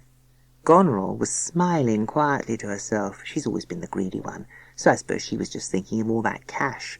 And Regan was wearing her usual sour expression, probably resenting the fact that anyone else was going to get any of it. That's Regan all over. Honestly, I don't know how they found such decent husbands. Sorry, Mum, I mustn't start getting bitchy, but they have been pretty foul to me over the years. 3 equal parts, Dad repeated. But then again, I ask myself, why? As you know, I've made all my money in the very competitive world of business, where the best man wins and the rest lose. So, why should I just hand it all over to you without giving you the chance to compete for it? I froze. There was a look in Dad's eye that told me he was in one of his batty, crazy moods. He'd been perfectly all right all evening, but now I could see he was hyping himself up. You remember those moods, don't you? Well, of course you do. It was what finally drove you away. For days or weeks or months, Dad would be bounding around like a 2-year-old, giving everyone presents and inventing wild schemes, and you'd have to try to calm him down. And then he'd get into a frightful black depression and not say a word to anyone for ages, except to tell us how sorry he felt for himself. Well, that evening I could tell we were in for a wild mood. And what did he mean by competition? Some sort of party game? What I want, he said, is for each of you girls in turn, first Goneril, then Regan, then you, Cordelia, to tell me how much you love me. That sounded pretty crazy to me, but I was waiting for the next bit. Then I realized there wasn't going to be a next bit. That was it. We each had to tell him how much we loved him. And the winner is the one who says she loves you the most? I laughed. Come on, Dad, be serious. What's going on? I'm perfectly serious, he growled. Dad, you're balmy, I said. You're making it like an auction. I've never heard anything so horrible in my life. Dad went purple in the face. If you don't like it, you can leave, he shouted. But don't think you'll get a penny from me if you do. Come on, Cordelia. You can at least say, I love you, Dad. That won't hurt you, will it? I couldn't believe what I was hearing. I got to my feet. "If you behave like this, Dad," I shouted, "I don't love you. I don't love you at all."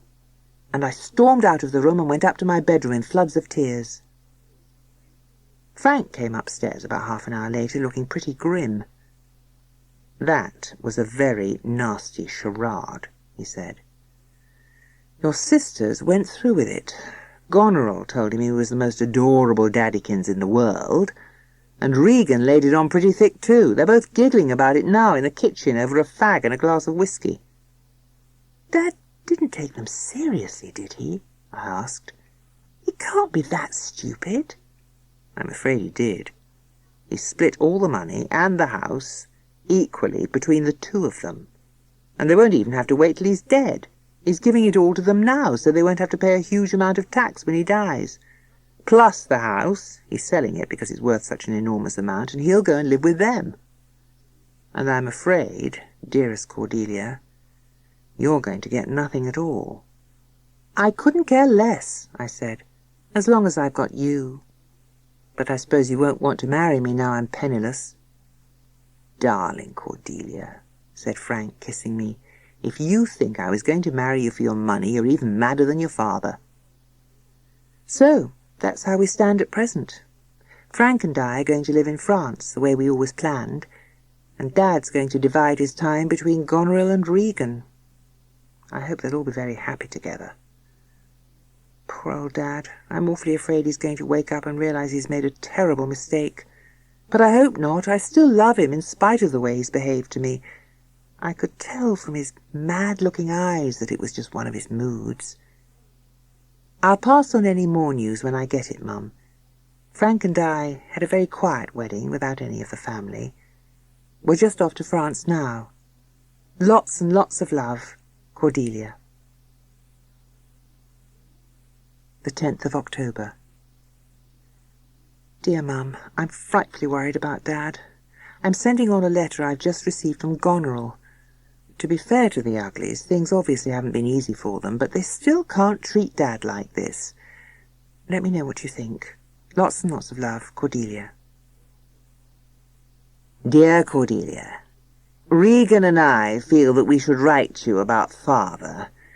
We have reluctantly taken the decision to put him in an old folks' home.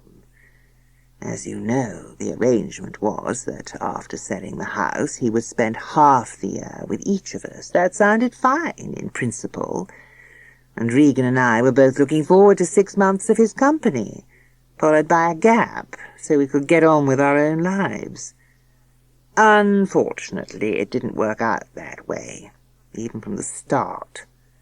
The first problem was that he'd forgotten to make any arrangements for his furniture, and would you believe it, the most enormous mover's van rolled up here at 8 o'clock in the morning on the day he was supposed to be arriving.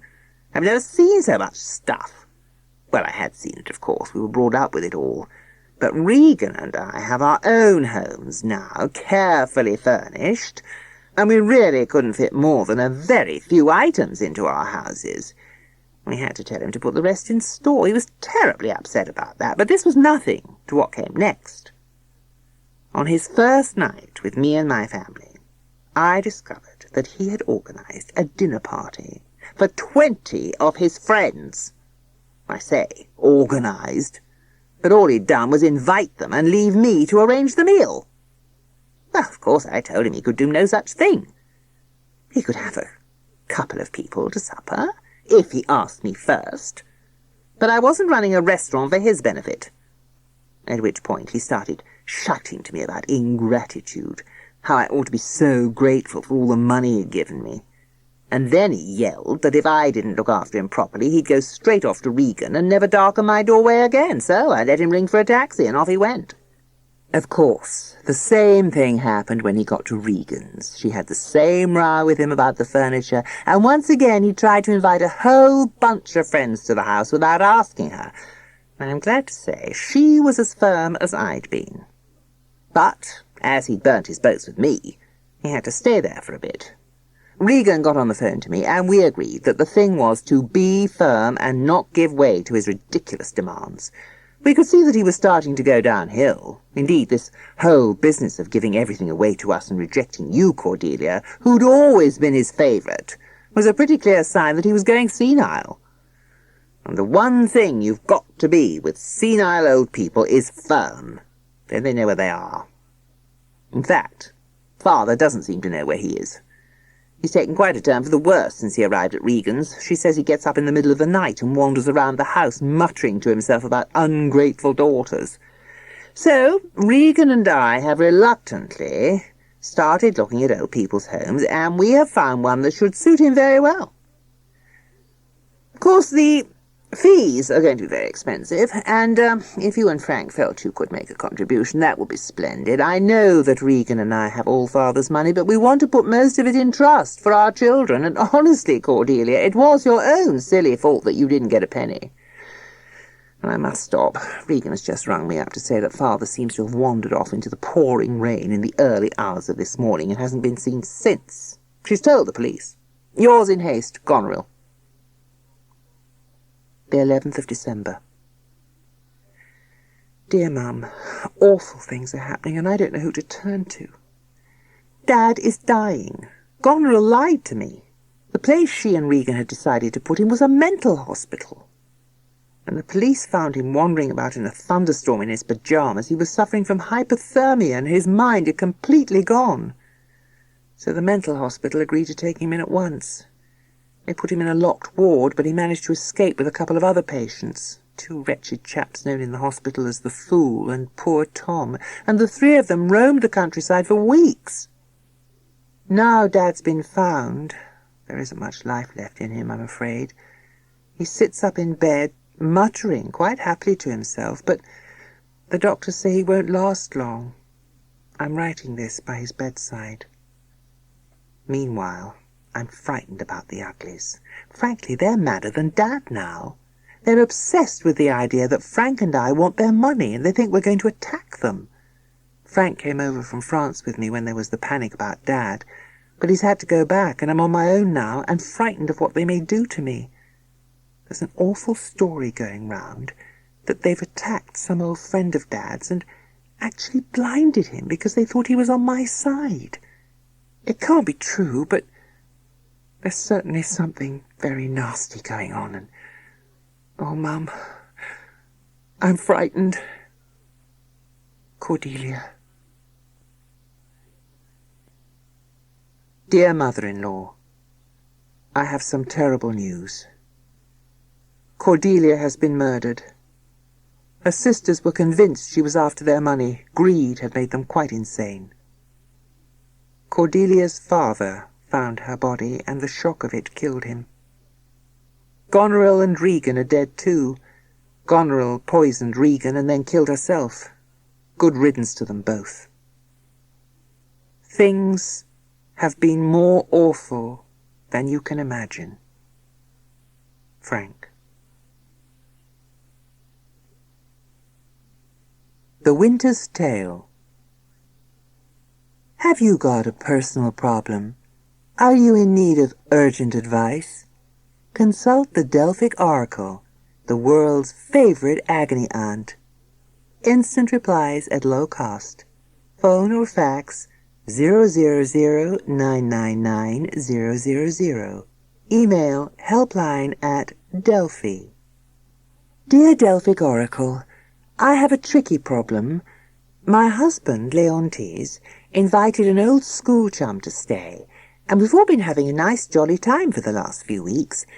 But now Leontes has got it into his head that Polixenes, that's his chum, and I fancy each other.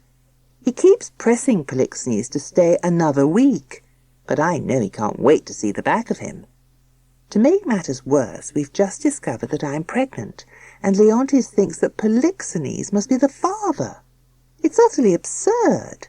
I like Polixenes, but I don't fancy him, and we certainly haven't been having an affair. What on earth am I to do? Yours anxiously, Hermione. P.S. Leontes has now got it into his head that our son, Mamilius, isn't his either.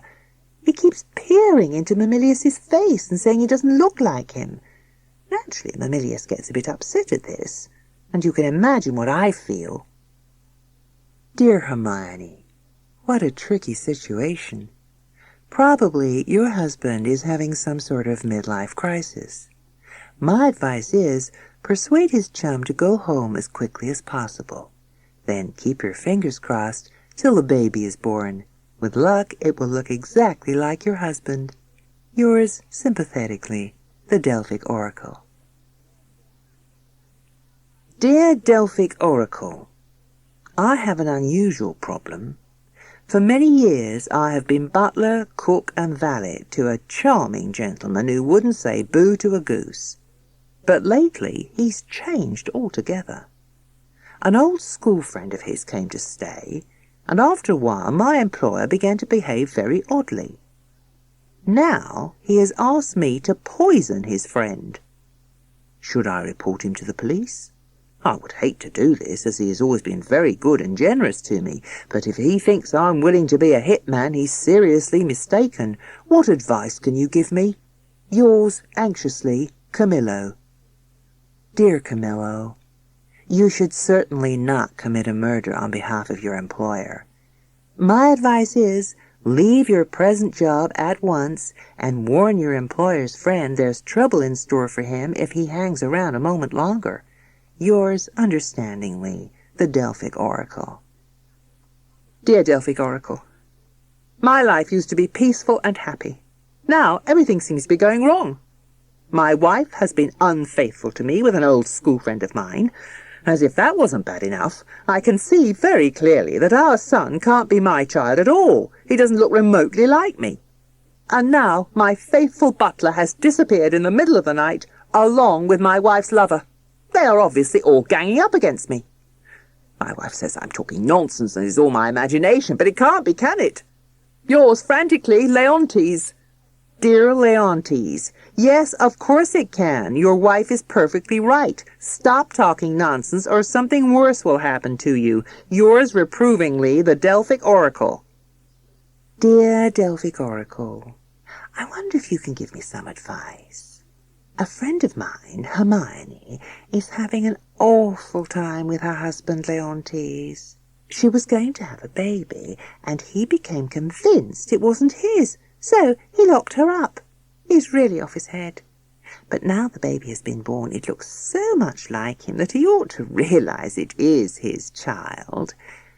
Trouble is, he won't come near it, so he hasn't seen the likeness. I've got the key to where Hermione is locked up, so I thought I could take the baby and bring it to Leontes and show him. But he's so crazy that he might do something awful to it. Do you think it's worth the risk? Yours uncertainly, Paulina. Dear Paulina, you're right, it's a terrible risk, but nothing ventured, nothing gained. Yours rather unhelpfully, the Delphic Oracle. Dear Delphic Oracle, oh dear, it didn't work. He took one look at the baby and decided it looked just like his friend Polixenes. I thought he was going to kill it, so I took it away again quickly. But he wouldn't let me take it back to its mother.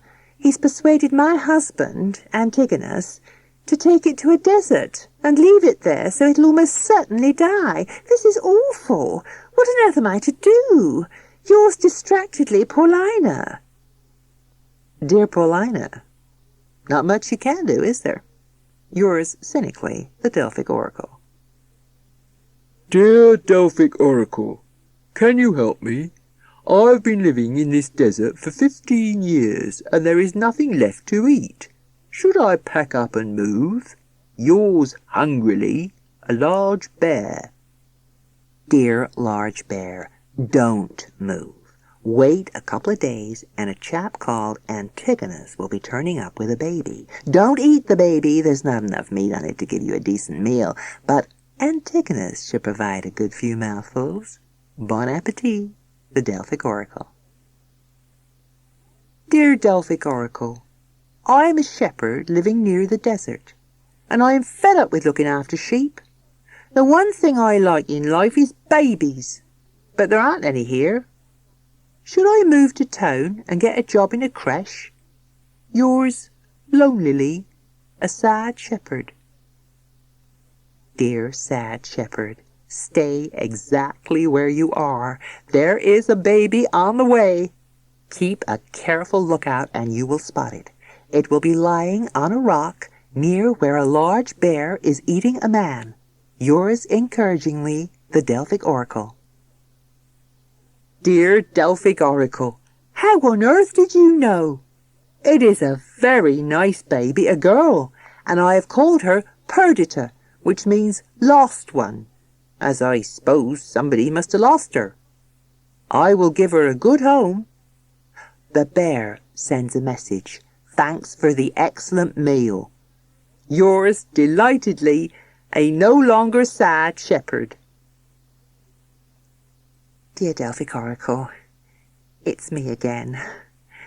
My friend Hermione's husband, Leontes, is behaving just as badly to her. He let her out of her prison just so he could scream abuse at her. Please, could you send him a note telling him that none of the things he imagines are true? Yours, hopefully, Paulina. P.S. My husband never came back from taking the baby to the desert. Dear Leontes, as I have told you before, you're talking nonsense. Your wife has never been unfaithful to you. The baby she had was yours. Your old school friend has done nothing wrong. Your butler was blameless too. You're crazy to be jealous, so come to your senses, or as I warned you before, something worse will happen. Yours threateningly, the Delphic Oracle. Dear Delphic Oracle, you're talking rubbish. Keep out of what doesn't concern you. I know I'm right. Yours furiously, Leontes. Dear Delphic Oracle, something awful has happened. Leontes, my friend's mad husband, had just torn up your letter to him, the one that said something worse would happen if he didn't come to his senses, when it did. The boy, Mamilius, whom Leontes was convinced wasn't his son, had been very miserable when his mother was locked up, and he developed a nasty disease. Now someone rushed in to say he died. Leontes turned pale and said that this was your warning coming true, so you must be right after all. He'd been making a terrible mistake. Of course he was terribly upset about Mamilius's death. While as for poor Hermione, she dropped to the ground, unconscious with the shock. I decided to get her out of the place as quickly as possible before Leontes could change his mind again and do her some harm. So now she's living secretly at my house, so there's plenty of room, now that my husband has disappeared. I'm not sure whether she'll survive the shock, but I have a plan, which I am sending to you in invisible ink. Tell me what you think of it. Yours secretly, Paulina. Dear Paulina, I think the invisible plan is excellent. Best of luck with it. Yours approvingly, the Delphic Oracle. Dear Delphic Oracle, you won't know me, but 16 years ago I think some friends of mine wrote to you about a nasty situation I was in. An old school chum of mine got it into his head that I'd become his wife's lover. Anyway, that's all past history now, though it was terribly sad. His son died and his wife dropped dead of grief. But what I'm writing to you about now is quite different. I wonder if you can give me some advice.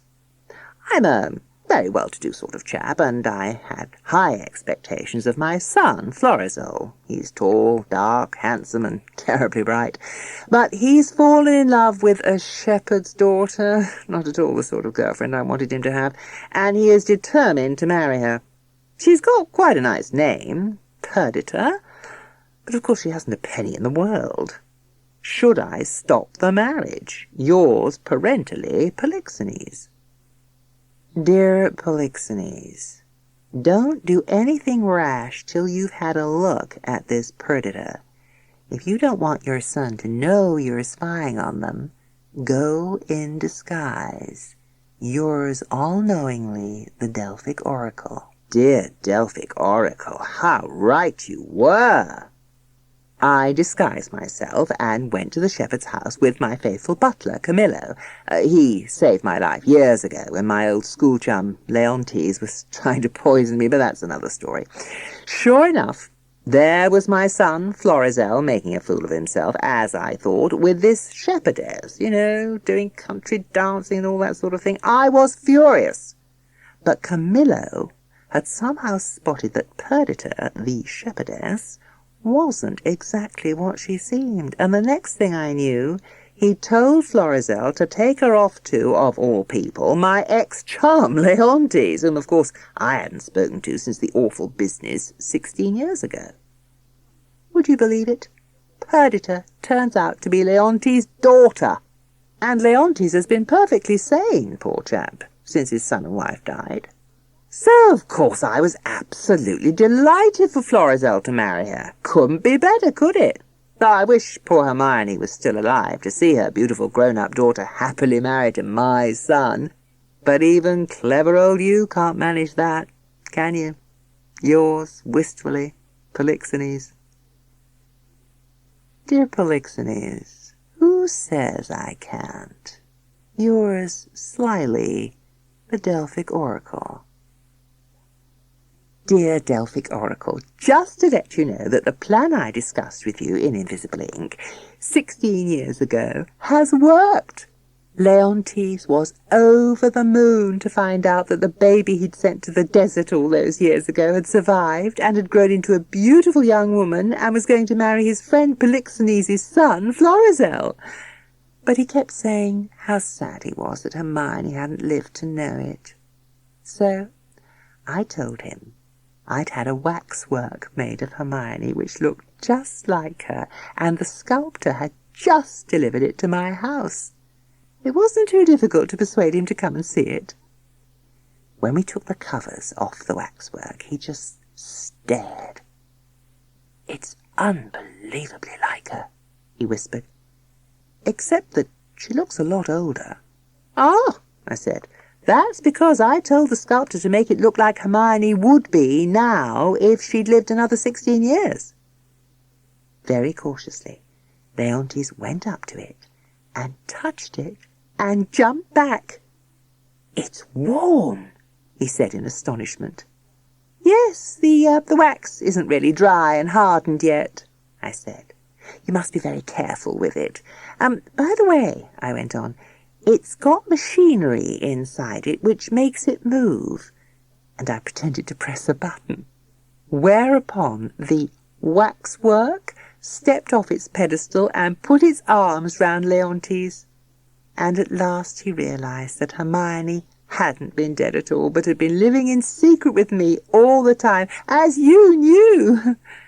So now Leontes, who'd lost his child and his wife, has a child and a wife once more, and a second chance to be a good husband, which is probably more than he deserved. But if we only got what we deserved, we'd have fairly awful lives. Anyway, I like happy endings, don't you? Yours, contentedly, Paulina. Dear Paulina, you bet I do. Yours, misty-eyed, the Delphic Oracle.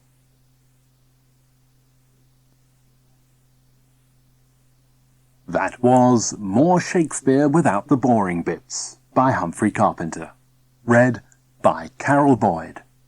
We do hope you have enjoyed listening to this Chivers Children's audiobook. For details of other children's recordings, please contact us and we'll be delighted to send you a catalogue listing all our titles, as well as information about our most recent releases. Our telephone number and address can be found on the box cover or catalogue.